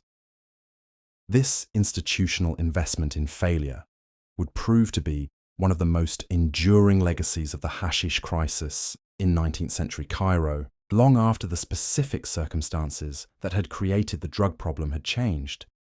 The enforcement apparatus would remain, constantly seeking new justifications for its existence and new populations to control. The tools of repression, once created, would find new uses in the hands of successive governments, each claiming to protect society from the very problems their policies were perpetuating. The British occupation of Egypt in 1882 marked a turning point that would transform the hashish crisis from a local social problem into an instrument of imperial control. When General Garnet Wolseley's forces marched into Cairo, they found a city where nearly 1 in 5 residents had some connection to the underground drug economy, either as users, dealers, or family members of those caught in the web of prohibition. The new colonial administrators faced a dilemma that would define their entire approach to governing Egypt. On one hand, they needed to demonstrate their superiority over the previous Ottoman Egyptian administration by solving problems that had proven intractable. On the other hand, they quickly discovered that the hashish networks had become so integrated into the survival strategies of the urban poor that any disruption threatened to create massive social unrest. Captain Reginald Wingate, who would later become one of Britain's most influential colonial administrators, recorded his first impressions of Cairo's drug problem in letters to his family back in England. Walking through the Gamaliya district just weeks after the occupation, he wrote, "The smell of burning cannabis hangs over entire neighborhoods like a fog of despair. But what strikes me most is not the vice itself, but the quiet desperation in people's eyes. These are not pleasure seekers, but refugees from a reality that has become unendurable." Waitai, Wingate's observations were more perceptive than those of most colonial officials. But even he failed to grasp the full complexity of what the British had inherited. The hashish economy wasn't simply a criminal enterprise that could be suppressed through better policing. It had become an alternative social system that provided services the official government couldn't or wouldn't offer. Employment for the unemployable, shelter for the homeless, medical care for the sick, and community for the isolated. Consider what happened when British authorities tried to shut down the den operated by a woman known as Sit Kadra in the Bab al-Sharia district. Sit Kadra had been running her establishment for nearly a decade, serving a regular clientele of about 40 people who ranged from elderly men with chronic pain to young mothers overwhelmed by poverty. Her operation was more than just a place to buy and consume hashish. It was a social center where people shared information about job opportunities, pooled resources to help members through emergencies, and provided mutual support during times of crisis. When British soldiers raided Sit Kadra's den in October 1882, they arrested not just the proprietor and her immediate staff, but also 17 users who happened to be present. Within days, the consequences of this action rippled through the entire neighborhood. 3 elderly men who had relied on hashish to manage pain from old injuries were found dead in their homes, apparently having succumbed to conditions they could no longer bear without chemical relief. More significantly, the informal support network that Sit Kadra had coordinated simply disappeared. Families who had depended on information shared at the den to find work were suddenly cut off from employment opportunities. Women who had relied on the communal childcare arrangements that operated through the establishment found themselves unable to leave their homes to seek income. Children who had received at least 1 meal a day through the den's informal feeding program began showing signs of severe malnutrition. The British administrators who ordered the raid had expected to be thanked for eliminating a source of moral corruption from the neighborhood. Instead, they found themselves dealing with a humanitarian crisis that required far more resources to address than the original drug problem had consumed. Emergency food distributions had to be organized. Additional police patrols were needed to maintain order as desperate families turned to theft and begging. Social workers, a new category of colonial employee, had to be hired to deal with the displaced children and abandoned elderly. This pattern repeated itself across Cairo as the British attempted to implement what they called scientific policing of the drug problem. Each successful raid created new social problems that were more expensive and politically dangerous than the activities being suppressed. But admitting this reality would have meant acknowledging that the previous Egyptian administration's tolerance of the dens had been more pragmatic than the British alternative. The colonial government's response was to escalate enforcement while simultaneously trying to create new institutions that could replace the social functions of the drug networks. This dual approach led to some of the most bizarre and tragic episodes of the entire hashish crisis. Let me tell you about the Muhafaza Rehabilitation Center, established in 1883 as Britain's flagship attempt to provide scientific treatment for drug addiction. The facility was built in a converted military barracks on the outskirts of Cairo, designed to house up to 200 patients who would receive a combination of medical care, vocational training, and moral instruction. The centre's first director was Dr. James Robertson, a Scottish physician who had previously worked in India and believed he understood the Oriental mind well enough to cure its supposed tendency toward vice and indolence. Dr. Robertson's treatment philosophy was based on the assumption that hashish use was fundamentally a problem of weak character that could be corrected through discipline, hard work, and exposure to Christian values. Patients at the Muhafaza Center were awakened at dawn for mandatory prayers, followed by 8 hours of manual labor that included road construction, agricultural work, and maintenance of the facility itself. Evenings were devoted to literacy classes, where patients learned to read using texts that emphasized the virtues of sobriety, industry, and obedience to authority. Those who showed signs of moral improvement could earn small privileges like additional food or letters from family members. The center's first intake included 53 men and 7 women, all of whom had been given the choice between imprisonment and treatment. Among them was Yusuf al-Dimashqi, a 39-year-old former merchant who had lost his business during the financial crisis and turned to hashish as his family's circumstances became increasingly desperate. Yusuf had been supporting his wife and 4 children through a combination of odd jobs and small-scale drug dealing when he was arrested during a sweep of the Khan al-Khalili market. Dr. Robertson's notes describe Yusuf as an ideal candidate for rehabilitation. intelligent, literate, and motivated by genuine desire to reunite with his family. The patient showed initial enthusiasm for the program, participating actively in work assignments and educational activities. Within 3 months, he had learned enough English to serve as a translator between staff and other patients, and he had begun teaching basic arithmetic to illiterate inmates. But Yusuf's apparent progress masked deeper problems that the treatment program was actually making worse. The separation from his family created intense anxiety about their welfare, especially since his arrest had eliminated their primary source of income. The rigid daily schedule and constant surveillance triggered psychological reactions similar to those experienced by prisoners of war. Most significantly, the complete prohibition of hashish without any alternative pain management left him struggling with chronic headaches and insomnia that made concentration nearly impossible. Dr. Robertson interpreted these symptoms as evidence that the treatment was working, forcing Yusuf to confront the true nature of his addiction.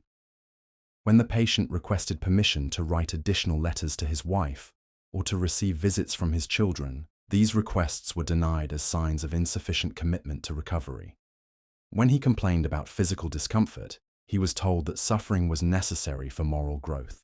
The breaking point came when Yusuf learned through another patient that his youngest daughter had died of dysentery while he was in treatment.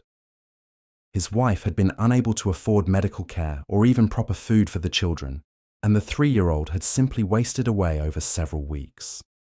When Yusuf requested permission to attend the funeral, Dr. Robertson refused, explaining that exposure to his former environment might trigger a relapse.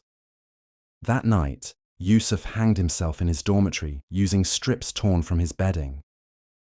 Dr. Robertson's incident report blamed the suicide on the patient's fundamental moral weakness and recommended that future admissions exclude individuals with excessive emotional attachment to their families. The tragedy of Yusuf's death was compounded by what happened to the other patients who witnessed it. Several experienced complete psychological breakdowns, becoming catatonic or exhibiting symptoms that the staff interpreted as demonic possession. Others became violently resistant to the treatment program, attacking guards and destroying facility property. The carefully controlled environment that was supposed to promote healing became a pressure cooker of rage, despair, and mutual suspicion. Within 6 months of opening, the Muhafaza Rehabilitation Centre had become a scandal that British authorities desperately wanted to suppress. Of the original 60 patients, 8 had died, 12 had suffered complete psychological collapse, and only 3 had successfully completed the program without relapsing. The others had either escaped, been transferred to conventional prisons, or remained in the facility in states of deteriorating mental and physical health. But rather than acknowledging the failure of their approach, colonial administrators doubled down on the rhetoric of scientific treatment, while quietly shifting resources toward more punitive measures. Dr. Robertson was transferred to a posting in Sudan, where his activities would attract less attention. The rehabilitation centre was converted into a regular prison, though officials continued to describe it as a medical facility in their reports to London. This pattern of escalating failure disguised as progressive reform characterised British drug policy throughout the 1880s. Each new initiative was announced with great fanfare about applying the latest scientific methods to solve Egypt's social problems. Each failure was attributed to the peculiar moral defects of the Egyptian population, rather than the fundamental flaws in colonial thinking.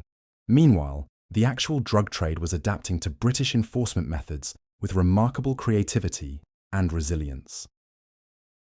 The centralized networks that had emerged during the 1870s began fragmenting into smaller, more flexible operations that were harder to detect and disrupt. New distribution methods evolved that took advantage of the increased movement of goods and people that came with British administrative efficiency.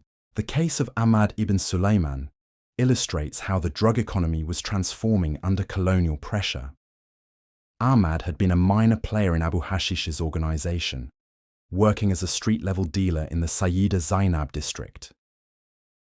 When British raids destroyed the old network, he found himself unemployed and facing potential arrest based on his previous associations. Rather than seeking legitimate work, which his criminal record made nearly impossible, Ahmad developed a new approach to drug distribution that exploited the colonial administration's own systems.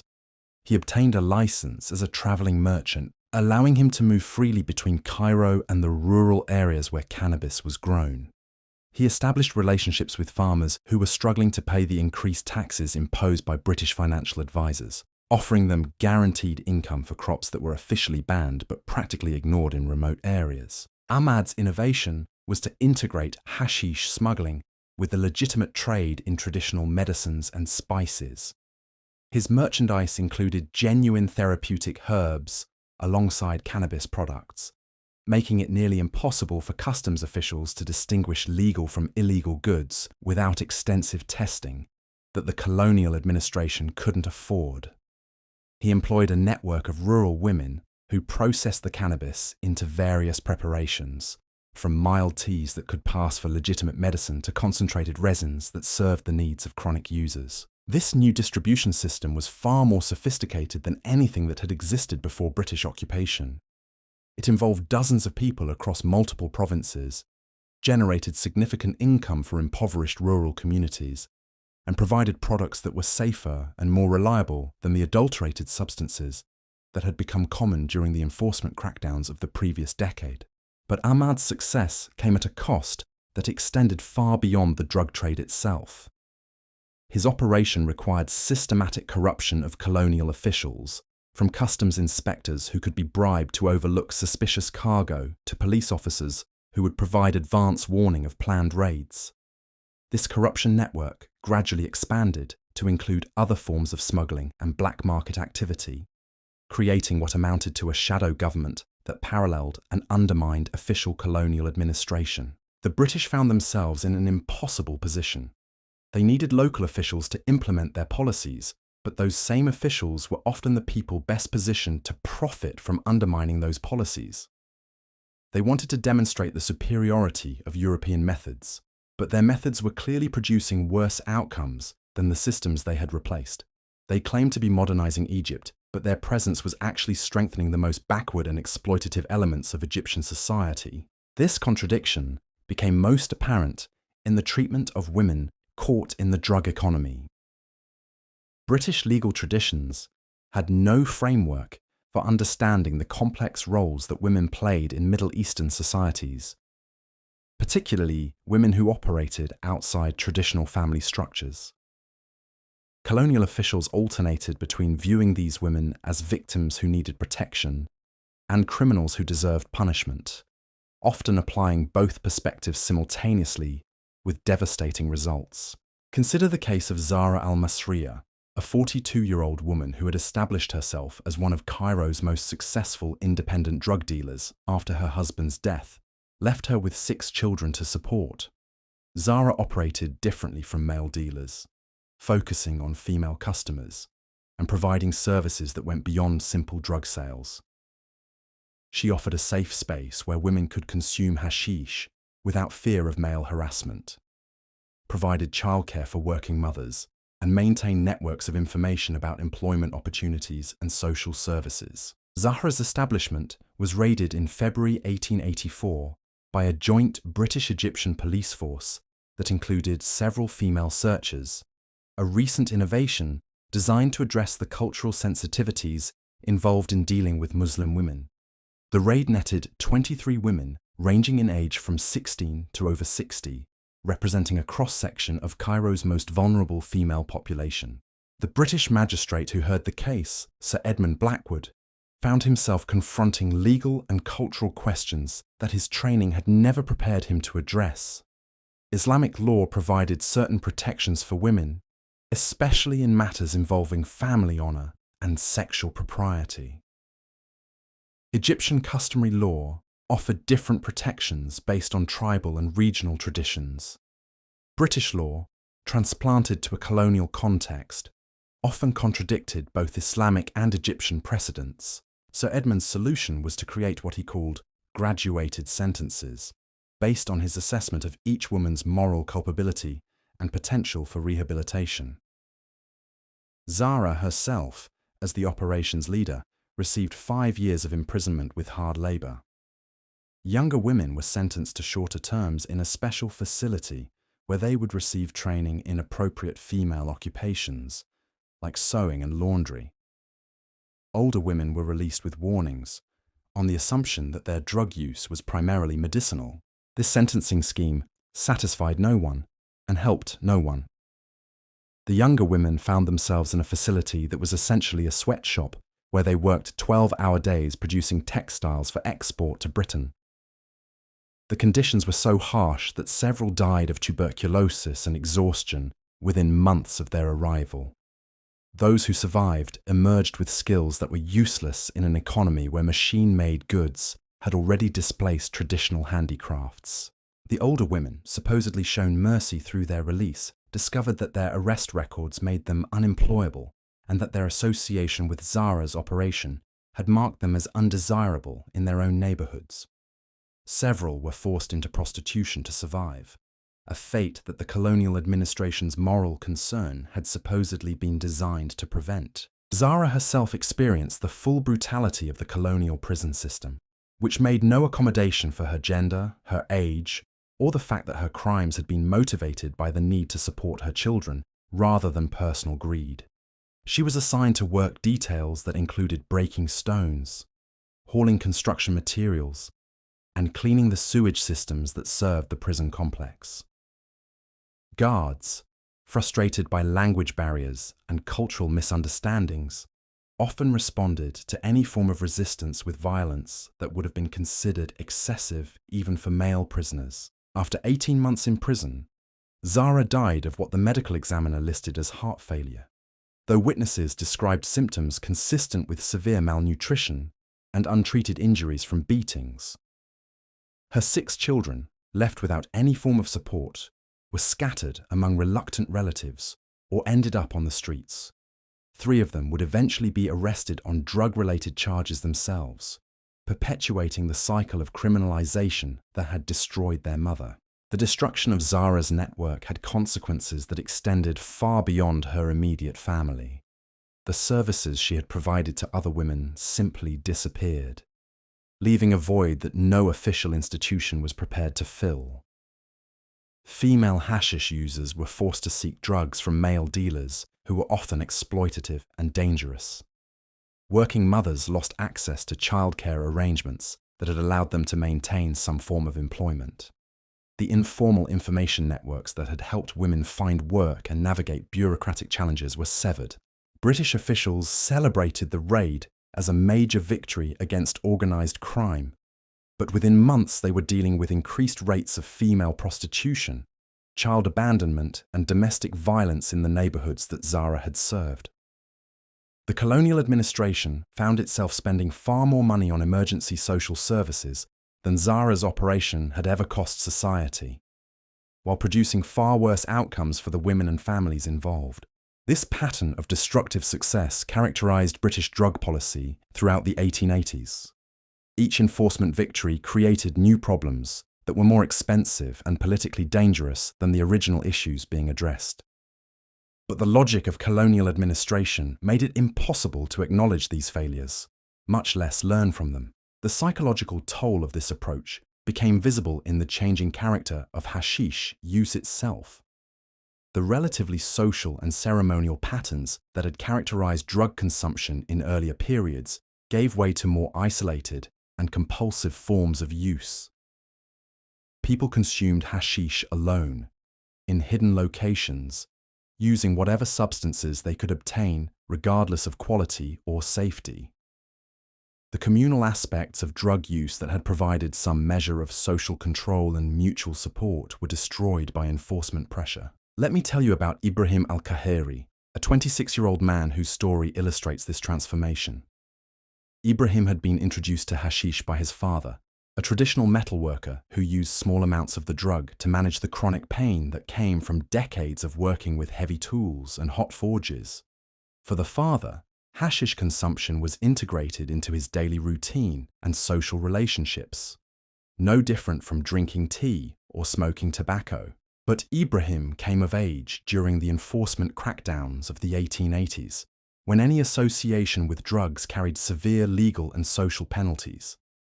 He learned to use hashish in secret, often in dangerous locations where discovery was less likely, but where overdose or accident could prove fatal. He had no experienced users to guide him towards safe practices or warn him about dangerous combinations of substances. More importantly, Ibrahim's drug use became disconnected from any larger social context or meaning. His father had used hashish as part of a craft tradition that connected him to generations of metalworkers and provided him with a sense of identity and purpose. Ibrahim used drugs as pure escape, seeking oblivion from a world that seemed to offer him no legitimate place or role. This shift from social to asocial drug use had profound implications for how addiction developed and progressed. Traditional patterns of cannabis consumption had included natural breaks and limitations based on social obligations, religious observances, and economic constraints. The underground drug culture that emerged under British enforcement recognized no such limitations, encouraging consumption patterns that were genuinely destructive rather than merely problematic. Ibrahim's descent into chronic addiction was accelerated by the adulterants that had become common in the underground market. Dealers, operating under intense pressure from law enforcement, began adding substances like opium, alcohol, and various plant extracts to their hashish preparations. These additives increased potency and created stronger physical dependencies, but they also made overdoses more common and recovery more difficult. Within 2 years of beginning regular drug use, Ibrahim had lost his job, his family relationships, and his physical health. He was found dead in an abandoned building in the Khalifa district, surrounded by evidence of the desperate measures he had taken to obtain money for drugs. The colonial authorities recorded his death as another victory in their campaign against vice, proof that drug users inevitably face the consequences of their moral choices. But Ibrahim's tragedy was actually a consequence of the enforcement policies that had made rational drug use impossible and recovery nearly unattainable. In destroying the social institutions that had previously regulated cannabis consumption, the British had created conditions that made addiction more likely, more severe, and more resistant to treatment. The irony of this situation was not lost on some observers within the colonial administration itself. Dr. Marcus Thornfield, a military physician who had been assigned to study health conditions among Egyptian prisoners, began documenting what he saw as a public health catastrophe that was being disguised as moral progress. In confidential reports to his superiors, Dr. Thornfield argued that British drug policy was actually increasing the social and medical problems associated with cannabis use while making it impossible to develop effective interventions. He pointed out that the criminalization of drug use made users reluctant to seek medical help, even when they were experiencing serious health problems that could be easily treated. Dr. Thornfield's most damning observation was that the enforcement campaign was creating what he called artificial selection pressure that favored the most dangerous and antisocial elements within the drug economy. Dealers who were willing to use violence and corruption survived and prospered, while those who had operated more benignly were eliminated. Users who could maintain some connection to legitimate society were driven away, leaving a core population of people with no stakes in conventional social order. But Dr. Thornfield's reports were quietly suppressed by administrators who understood that any criticism of current policies would be seen as an attack on the entire colonial project. The physician was transferred to a remote posting in Sudan, and his documentation of the health crisis was classified as confidential information that could not be shared with Egyptian medical authorities or international health organizations. Meanwhile, the human cost of failed drug policy continued to mount. By 1885, Cairo's prison system was overcrowded with drug offenders, many of whom were serving sentences longer than those given to violent criminals. The cost of housing, feeding, and guarding these prisoners was consuming an increasingly large share of the colonial budget, money that might otherwise have been spent on infrastructure, education, or economic development. The colonial administration's response was to seek ways to make drug enforcement more efficient rather than more effective. They introduced new legal procedures that streamlined the prosecution of drug cases, reducing the time and expense required to obtain convictions. They experimented with alternative punishments, including public whipping and forced labor on public works projects. They even considered mass deportation of chronic drug users to remote areas of Sudan or the Red Sea coast. But these measures only deepened the crisis while creating new forms of injustice and social disruption. The streamlined legal procedures eliminated most protections for defendants, leading to wrongful convictions of people whose only crime was being in the wrong place at the wrong time. Public punishments humiliated not just the offenders, but their entire families, making social reintegration even more difficult. Forced labor projects became notorious for their brutality and high mortality rates. The threat of deportation created panic in neighborhoods where drug use was common, leading to the breakup of families as people fled to other cities or rural areas where they had no social connections or economic prospects. Children were abandoned by parents who feared that remaining together would result in the entire family being torn apart by colonial authorities. By the mid-1880s, the hashish crisis in Cairo had evolved into something far more complex and destructive than the relatively simple social problem that had emerged in the 1860s. What had begun as individual responses to economic hardship had become a systematic challenge to social order that was consuming enormous resources while producing increasingly tragic outcomes for everyone involved. The colonial administration found itself trapped by the logic of its own policies. Each escalation of enforcement created new problems that seemed to require further escalation. Each failure was interpreted as evidence that previous measures had been insufficient rather than fundamentally misguided. Each tragedy was used to justify more extreme measures rather than prompting reflection on the basic assumptions underlying the entire approach. The stage was being set for even more dramatic interventions that would reshape not just drug policy, but the entire relationship between the colonial state and Egyptian society. The British were preparing to implement what they called comprehensive social reorganization, a program that would touch every aspect of life in Cairo and establish new forms of control that extended far beyond the immediate problem of hashish use. But they were also creating new forms of resistance that would prove far more dangerous to colonial rule than the relatively passive drug users they had been pursuing. The underground networks that had developed around the hashish trade were beginning to connect with political movements, religious organizations, and nationalist groups that shared a common opposition to British domination. The story of drugs and poverty in 19th century Cairo was about to become part of a much larger story about the limits of colonial power and the resilience of societies under extreme pressure. The enforcement campaign that had begun as an attempt to demonstrate British administrative superiority was about to become one of the factors that would ultimately undermine the entire colonial project in Egypt. The human cost of this transformation would be measured not just in individual tragedies like those of Yusuf, Zahra, and Ibrahim, but in the systematic destruction of social institutions and cultural practices that had sustained Egyptian society for centuries. The British claim to be modernizing and civilizing Egypt was being revealed as a process that was actually making Egyptian society more fragmented, more violent, and less capable of caring for its most vulnerable members. As 1885 drew to a close, Cairo had become a laboratory for some of the most destructive social policies ever implemented in the name of progress and reform.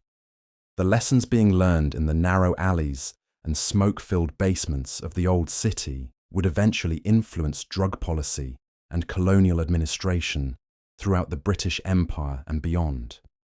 But those lessons were not the ones that the colonial administrators thought they were teaching. The the real education was taking place among the Egyptian people themselves, who were learning hard truths about the nature of foreign rule and the price of social disruption that would shape their responses to colonial domination for generations to come. The Hashish crisis had become a mirror that reflected all the contradictions and failures of the colonial enterprise in Egypt. In trying to solve one problem through force and punishment, the British had created dozens of new problems that were more dangerous and more resistant to solution than anything they had originally confronted. The story was far from over, and the most devastating consequences of failed drug policy were yet to unfold. But already, the basic pattern was clear. The attempt to impose order through violence and control had produced chaos, suffering, and resistance on a scale that threatened the entire colonial project. The smoke-filled dens of Cairo had become symbols not just of social decay, but of the fundamental impossibility of ruling a society while destroying the bonds that held it together. The transformation of Cairo's Hashish crisis reached its most devastating phase during the winter of 1886, when a cholera outbreak swept through the city's overcrowded neighborhoods. What should have been a medical emergency became a catastrophe of unprecedented proportions as the colonial administration's drug enforcement policies collided with public health realities in ways that exposed the complete bankruptcy of their approach. Let me introduce you to Dr. Yusuf Effendi al-Misri, one of the few Egyptian physicians who had managed to maintain his practice despite the social upheavals of the previous decades. Dr. Yusuf had established a small clinic in the Darb al-Gamamiz district, where he treated anyone who could pay his modest fees and many who could not. His patient records, preserved in the archives of the Coptic hospital, provide an extraordinary window into how the cholera epidemic intersected with the ongoing drug crisis. The first cholera cases appeared in late November, among the residents of a crowded tenement building that housed nearly 200 people in spaces originally designed for 40. The building's inhabitants included dozens of hashish users who had been driven underground by intensified enforcement, living in conditions of extreme overcrowding and poor sanitation that made disease transmission almost inevitable. Dr. Yusuf's initial response followed standard medical protocols: isolate the sick, improve sanitation, and provide supportive care to help patients survive the worst symptoms of the disease. But he quickly discovered that the colonial administration's drug policies made effective public health intervention nearly impossible. When he attempted to report the cholera cases to the British health authorities, Dr. Yusuf was told that any medical intervention in areas known for drug activity would require coordination with police operations. The colonial administration had become so obsessed with drug enforcement that they could not separate public health from criminal justice, even in the face of an epidemic that threatened the entire city. The consequences of this confusion became apparent when Dr. Yusuf tried to establish a temporary treatment facility for cholera patients in the affected neighborhood. British officials insisted that the facility be guarded by police to prevent drug activity, but the presence of armed officers terrified potential patients who feared arrest more than they feared death from cholera. Among those who refused treatment was a woman named Khalil, a 38-year-old widow who supported her 5 children by working as a washerwoman. Khalil had occasionally used hashish to manage the chronic back pain that came from her physically demanding work, but she was not a regular user or involved in the drug trade. However, her building had been raided twice in the previous month, and several of her neighbors had been arrested on drug charges. When Khalil developed cholera symptoms, she was terrified to seek medical help because she feared that any contact with authorities might lead to questions about drug use in her building. She tried to treat herself with traditional remedies, hiding her illness from neighbors who might report her condition to the police. By the time her symptoms became too severe to conceal, the disease had progressed beyond the point where medical intervention could save her. Dr. Yusuf found the youngest, a 3-year-old boy, children who were all showing early signs of cholera infection. Khalil collapsed in her 1-room apartment, surrounded by her named Ahmad, was already severely dehydrated and barely conscious. The doctor immediately began treatment, but he knew that the delay caused by the mother's fear of authorities had probably doomed the entire family. Over the following week, Dr. Yusuf watched helplessly as 4 of Khalil's 5 children died from cholera complications that could have been prevented with earlier medical intervention. The surviving child, a 12-year-old girl named Fatima, recovered physically, but was left orphaned and traumatized by the experience of watching her entire family die in agony. Fatima's tragedy was being repeated throughout the affected neighborhoods, as families chose death over the risk of contact with authorities. The colonial administration's success in creating fear of drug enforcement had made it impossible for people to seek help during a medical emergency, turning a manageable public health crisis into a humanitarian catastrophe. The cholera epidemic also revealed how drug enforcement policies had weakened the traditional community networks that might have provided support during times of crisis. In earlier periods, neighbors would have rallied to help families affected by disease, providing food, childcare, and emotional support. But the constant threat of raids and arrests had made people afraid to associate too closely with anyone who might be involved in drug activity. Consider what happened in the Harat al-Rum district, where a traditional neighborhood mutual aid society had functioned for over a century. The society, known as the Jam'iyat al-Bir, had collected small contributions from residents and used the funds to help families through emergencies like illness, unemployment, or death of a breadwinner.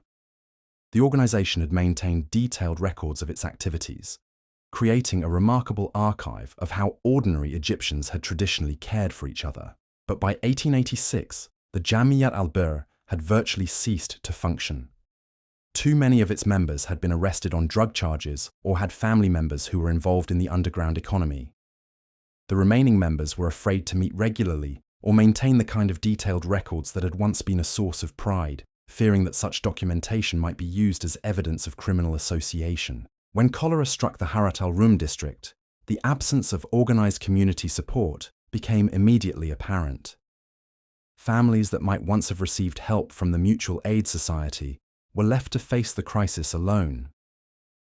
Children orphaned by the epidemic had no institutional support system to turn to.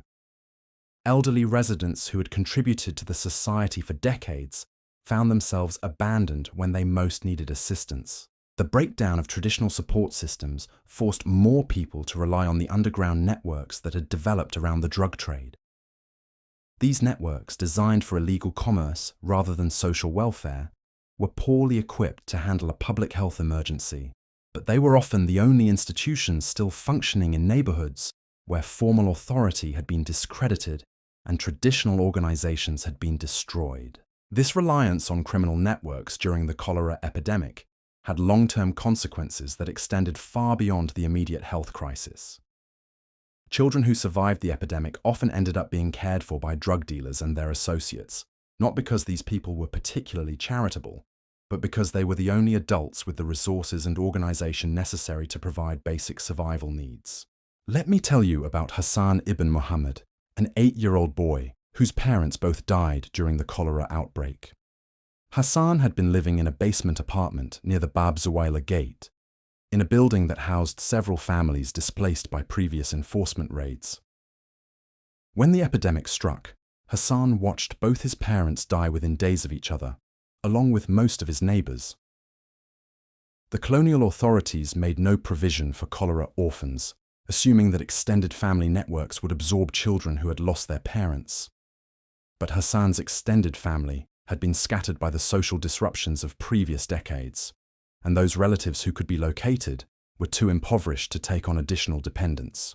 Hassan's survival depended on the intervention of a man known as Abu Yusuf, who operated a small-scale hashish distribution network in the neighborhood. Abu Yusuf was not motivated by altruism.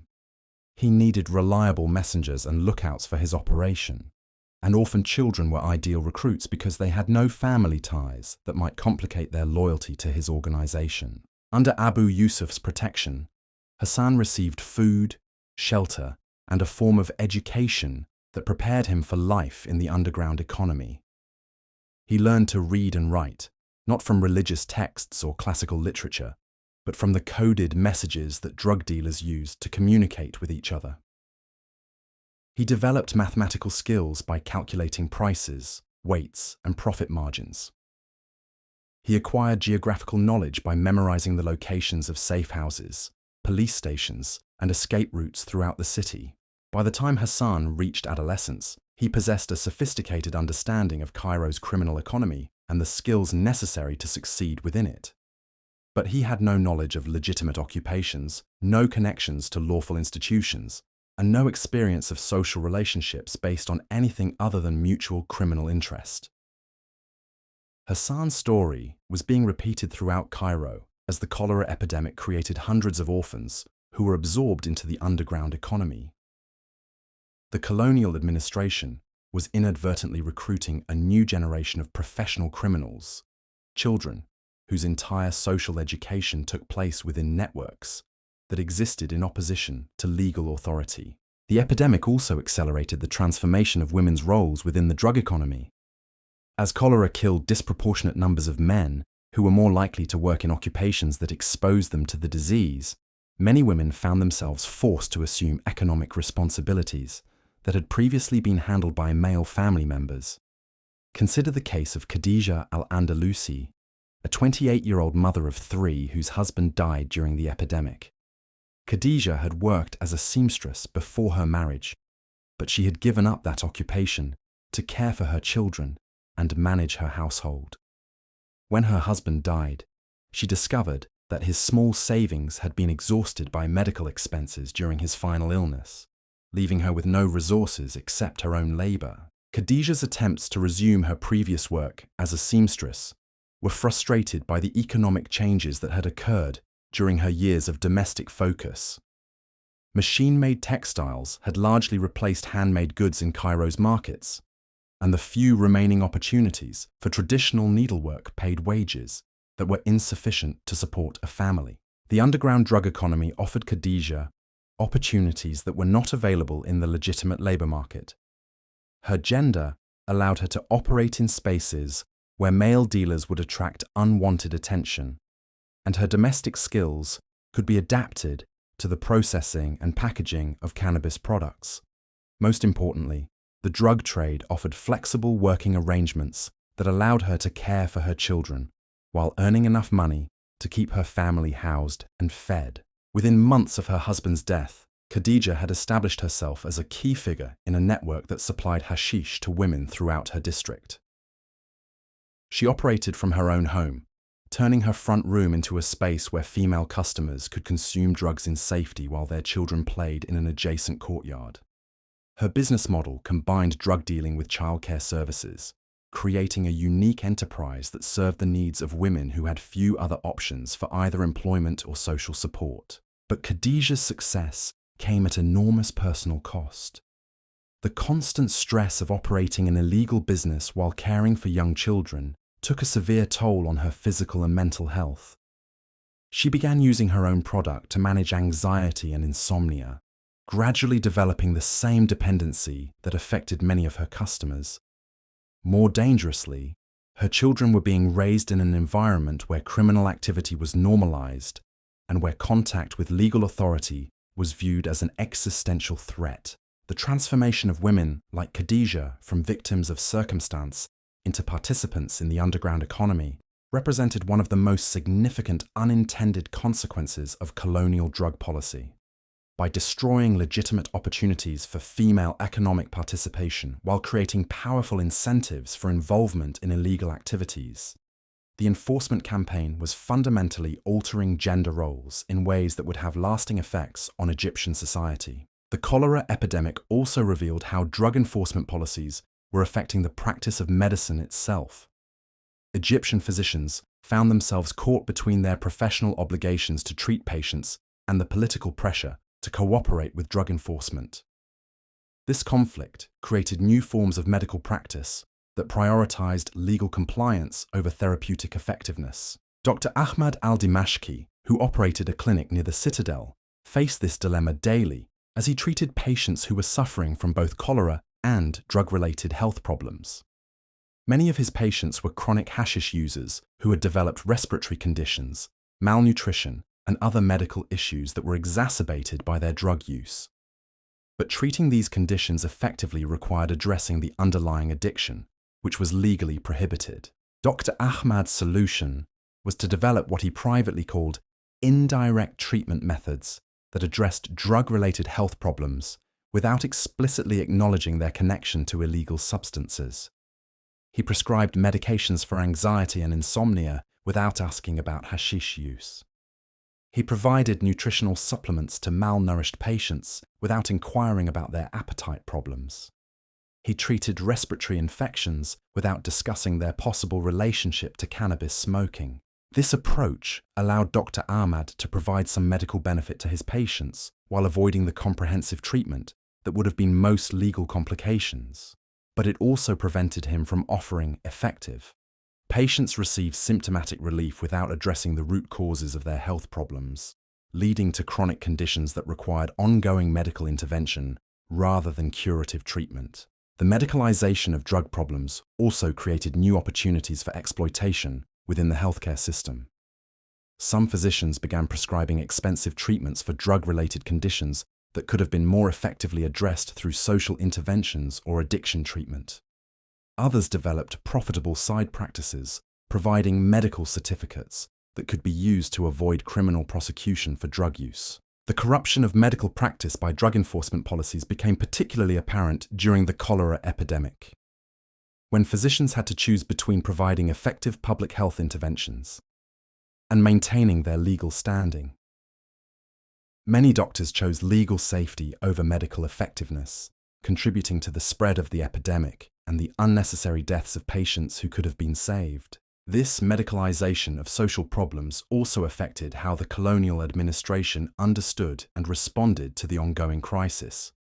British officials began to view drug use primarily as a medical issue that could be solved through better healthcare, rather than as a social problem that required changes in economic and political structures.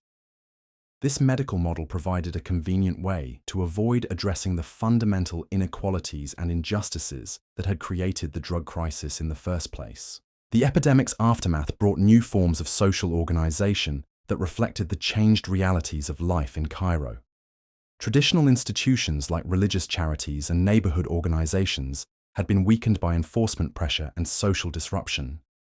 But new forms of mutual aid were emerging that were better adapted to the underground economy. One of the most significant of these new institutions was what people called the protection societies, informal organizations that provided security and support for families involved in the drug trade. These societies operated like insurance cooperatives, collecting regular contributions from members and using the pooled resources to help families through crises like arrest, illness, or death of a breadwinner. The Jamiyat al-Himaya, which operated in the Gamaliya district, provides an excellent example of how these organizations functioned. Founded by a group of women whose husbands had been imprisoned on drug charges, the society initially focused on providing food and clothing for the families of incarcerated men.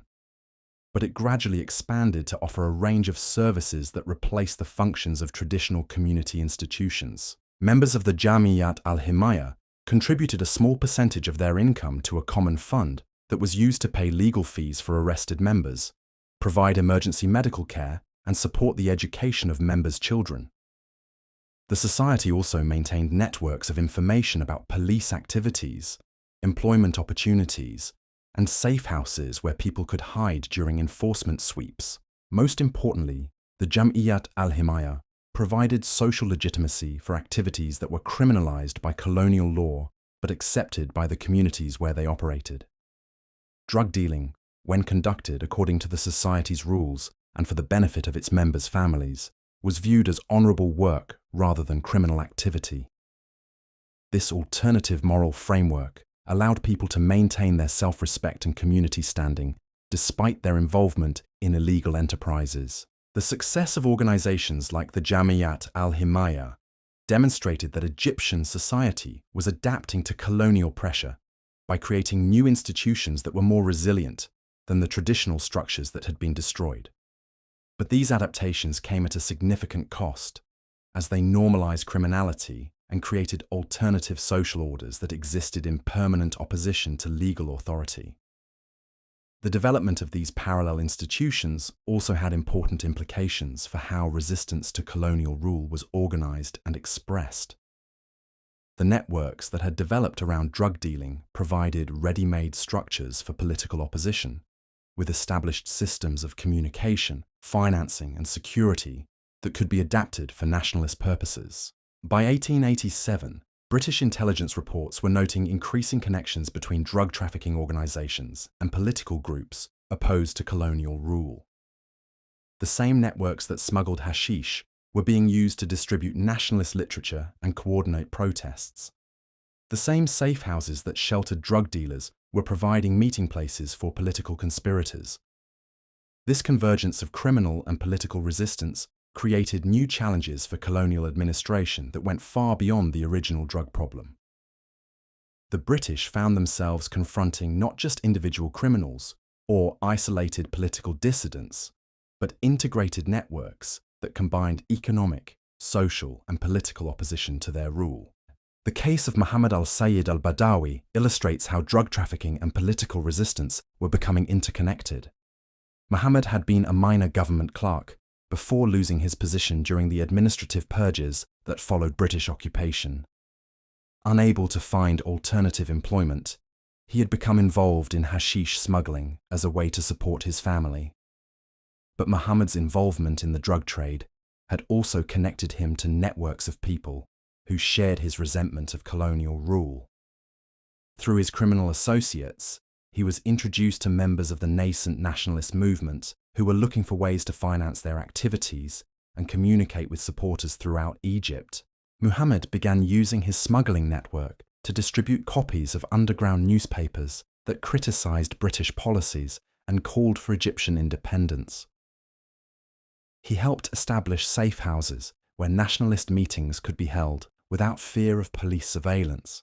Most importantly, he used the profits from his drug dealing to purchase weapons that were smuggled to rural areas where armed resistance to colonial rule was beginning to emerge. The transformation of Muhammad from petty criminal to political revolutionary was facilitated by the colonial administration's own policies.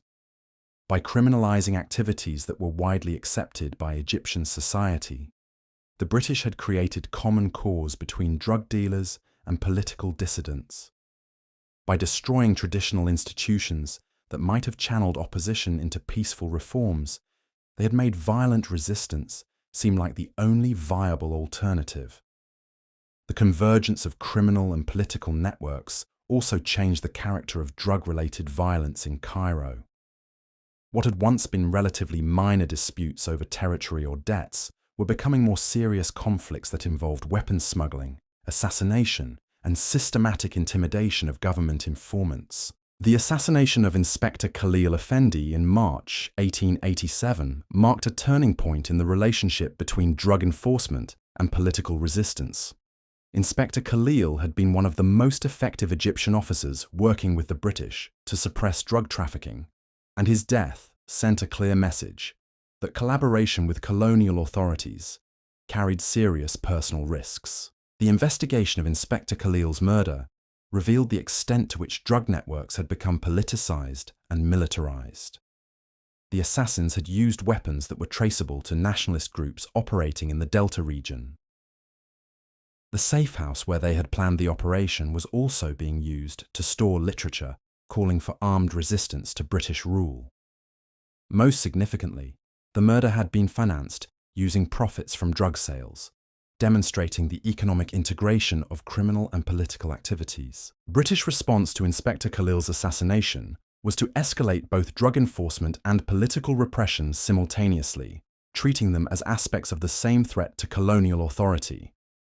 This escalation had the unintended effect of further solidifying the alliance between criminal and political networks, as people who might have remained focused on purely economic crimes were driven into broader opposition to colonial rule. The militarization of drug enforcement also changed the daily experience of life in Cairo's poorer neighborhoods. Military patrols became a common sight in areas where drug activity was suspected. Soldiers conducted house-to-house searches that terrorized entire communities. Curfews were imposed that made it difficult for people to earn legitimate livings, pushing more families toward dependence on the underground economy. This military approach to social problems created new forms of trauma that affected entire generations of Cairenes. Children grew up associating authority with violence and arbitrary punishment. Adults learned to view any interaction with official institutions as potentially catastrophic. Families developed elaborate strategies for hiding their activities and associations from neighbors who might be government informants. The psychological impact of militarized enforcement was perhaps most visible in the changing patterns of drug use itself. The relatively social and ceremonial forms of cannabis consumption that had characterized earlier periods were replaced by more solitary and compulsive patterns of use. People consumed drugs alone, in hidden locations, using whatever substances they could obtain regardless of quality or safety. This shift toward more dangerous forms of drug use was accelerated by changes in the market that reflected the increased risks faced by suppliers and dealers. High-quality cannabis became increasingly difficult to obtain as suppliers focused on more potent preparations that could be transported and stored more easily. Adulterants became more common and more dangerous as dealers sought to stretch their supplies and increase their profit margins. The health consequences of these market changes became apparent in the increased rates of overdose, poisoning, and drug-related medical emergencies that Dr. Yusuf and other physicians were observing in their practices. But the militarization of drug enforcement made it even more difficult for medical professionals to provide effective treatment, as patients were reluctant to seek help, and physicians were afraid to document drug-related conditions. The colonial administration's response to rising drug-related health problems was to blame Egyptian physicians for failing to cooperate adequately with enforcement efforts. British medical officials began requiring Egyptian doctors to report suspected drug use to police authorities, effectively turning healthcare providers into agents of law enforcement. This requirement created an impossible ethical dilemma for physicians like Dr. Yusuf to colonial authorities. Many doctors resolved this DI who found themselves forced to choose between their professional obligations to patients and their legal obligations lemma by avoiding patients who might be involved in drug use, further reducing the availability of medical care for the people who most needed it. The corruption of medical practice by enforcement requirements also affected the training and development of new physicians. Egyptian medical students learned to prioritize legal compliance over therapeutic effectiveness, developing professional habits that would persist long after the specific circumstances that created them had changed. By the end of 1887, the Hashish crisis in Cairo had evolved into something far more complex and dangerous than the social problem that had emerged 2 decades earlier. What had begun as individual responses to economic hardship had become a systematic challenge to colonial authority that threatened the stability of British rule throughout Egypt. The enforcement campaign that was supposed to demonstrate the superiority of European administrative methods had instead revealed the fundamental contradictions and limitations of colonial governance. Every success in suppressing drug activity had created new problems that were more expensive and politically dangerous than the original issues being addressed. The human cost of these policies was being measured not just in individual tragedies, but in the systematic destruction of social institutions and cultural practices that had sustained Egyptian society for centuries. The colonial claim to be modernizing and civilizing Egypt was being exposed as a process that was actually making Egyptian society more fragmented, more violent, and less capable of caring for its most vulnerable members. But the most significant consequence of failed drug policy was the creation of new forms of resistance that combined economic, social, and political opposition to colonial rule.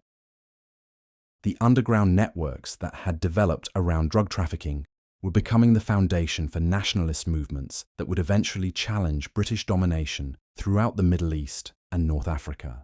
The smoke-filled dens where Cairo's poorest had once sought temporary escape from their problems were being transformed into training grounds for revolutionaries who would reshape the entire region.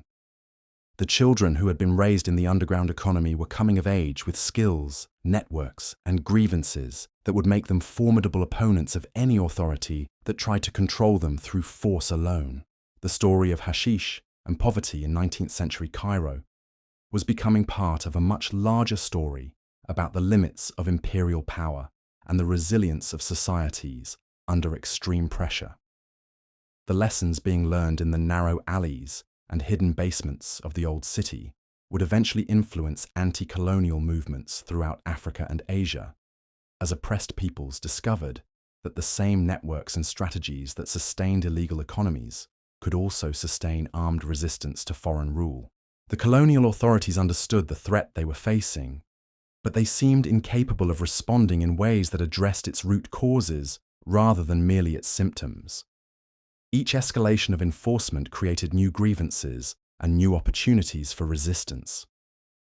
Each attempt to impose order through violence and control produced more chaos and more determined opposition. As 1888 began, Cairo had become a laboratory for some of the most destructive social policies ever implemented in the name of progress and reform. But it was also becoming a school where colonized peoples were learning hard lessons about the nature of imperial power and developing new strategies for challenging systems of oppression that had seemed unshakable just a few years earlier. The Hashish crisis had revealed the fundamental impossibility of ruling a society while destroying the bonds that held it together. The British were discovering that their attempt to impose their own vision of social order required the cooperation of the very people they were systematically alienating and oppressing. The underground economy that had developed around drug trafficking was providing more effective social services than the colonial administration could offer, more reliable economic opportunities than the legitimate economy could provide, and more responsive governance than the official political system could deliver. This parallel society was not a criminal aberration that could be eliminated through better policing, but a rational response to policies that had made normal social and economic life impossible for large segments of the population. The recognition of this reality was beginning to influence how some British officials thought about colonial administration, but the political momentum behind enforcement policies was too strong to reverse easily. Every arrest, every conviction, every destroyed family had created new stakeholders in the system of prohibition who had personal and professional interests in maintaining policies that were clearly failing. The institutional investment in failed policies would prove to be one of the most enduring legacies of the Hashish crisis in 19th century Cairo. Long after the specific circumstances that had created the drug problem had changed, the enforcement apparatus would remain, constantly seeking new justifications for its existence and new populations to control. But the resistance networks that had emerged in opposition to these policies would also endure, providing organizational models and strategic insights that would be adapted and refined by successive generations of anti-colonial activists. The children who had grown up in the underground economy of 1880s Cairo would become the teachers and leaders of independence movements that would eventually expel European colonial powers from throughout the Middle East and North Africa. The smoke that rose from the hidden dens where Cairo's poorest sought temporary escape was carrying more than just the dreams and sorrows of individual users. It was carrying the aspirations of an entire society that refused to accept the limitations imposed by foreign rule, and the determination to create new forms of social organization that could survive and thrive despite the most sustained attempts at destruction and control. The story of hashish and poverty in 19th century Cairo was drawing to a close, but its final chapters would prove to be the most revealing of all. As 1889 dawned over the ancient city, the accumulated weight of 2 decades of failed policies was about to produce consequences that no one could have anticipated. Let me introduce you to Sayyid Ahmad al-Baghdadi, a man whose life would come to symbolize both the ultimate failure of colonial drug policy and the seeds of something entirely new emerging from the ruins of the old order. Sayyid Ahmad was 31 years old in 1889. and his story encompasses all the transformations that had reshaped Egyptian society during the previous quarter century. Born into a middle-class family in the Muski district, Sayyid Ahmad had received a traditional Islamic education before the upheavals began. His father had been a respected merchant dealing in spices and medicinal herbs, a trade that had sustained the family for generations. As a young man, Sayyid Ahmad had expected to inherit this business and continue the comfortable, predictable life that his ancestors had known. But the financial crisis of the late 1870s had destroyed his father's business, and the family's descent into poverty had been swift and merciless. By 1882, when the British occupation began, Sayyid Ahmad was working as a day labourer, hauling construction materials for the grand projects that were supposed to modernize Cairo. It was back-breaking work that paid barely enough to keep his wife and 2 young daughters fed. The injury that changed everything happened on a sweltering August morning in 1884. A poorly secured load of stone blocks shifted as Sayyid Ahmad was guiding a cart through the narrow streets near the new railway station. His left leg was crushed beneath the falling stones, leaving him permanently disabled and unable to continue the physical labour that had been his only source of income. In earlier times, Sayyid Ahmad might have received compensation from a guild fund, or found alternative work that accommodated his disability, or relied on extended family networks for support. But all of these traditional safety nets had been weakened or destroyed by the rapid changes transforming Egyptian society. He found himself facing a choice between watching his family starve and entering the underground economy that offered the only remaining opportunities for survival. Sayyid Ahmad's entry into the hashish trade began with small-scale dealing to supplement the meagre charity his family received from their local mosque. He was intelligent, literate, and possessed organizational skills that made him valuable to the criminal networks that were becoming increasingly sophisticated in response to enforcement pressure. Within 2 years, he had established himself as a key figure, coordinating drug distribution across multiple districts of the city. But Sayyid Ahmad was different from most of the people who found themselves in similar circumstances. His traditional education had given him not just literacy and numeracy, but also a deep understanding of Islamic law, Arabic literature, and the historical traditions that had shaped Egyptian society. He used this knowledge to transform his criminal organization into something approaching a shadow government that provided services the colonial administration could not or would not offer. The smoke that drifted through Cairo's narrow alleys in those final years carried with it the dreams and desperation of an entire generation. What began as individual stories of survival had transformed into something far more significant, a blueprint for resistance that would echo through the decades to come. The hashish crisis of 19th century Cairo wasn't just about drugs or poverty. It was about what happens when a society's bonds are severed by forces beyond its control, and how people create new forms of community from the wreckage of the old. The lessons learned in those smoke-filled dens would outlive the British Empire itself, proving that even in humanity's darkest moments, the will to survive and rebuild can never be completely extinguished.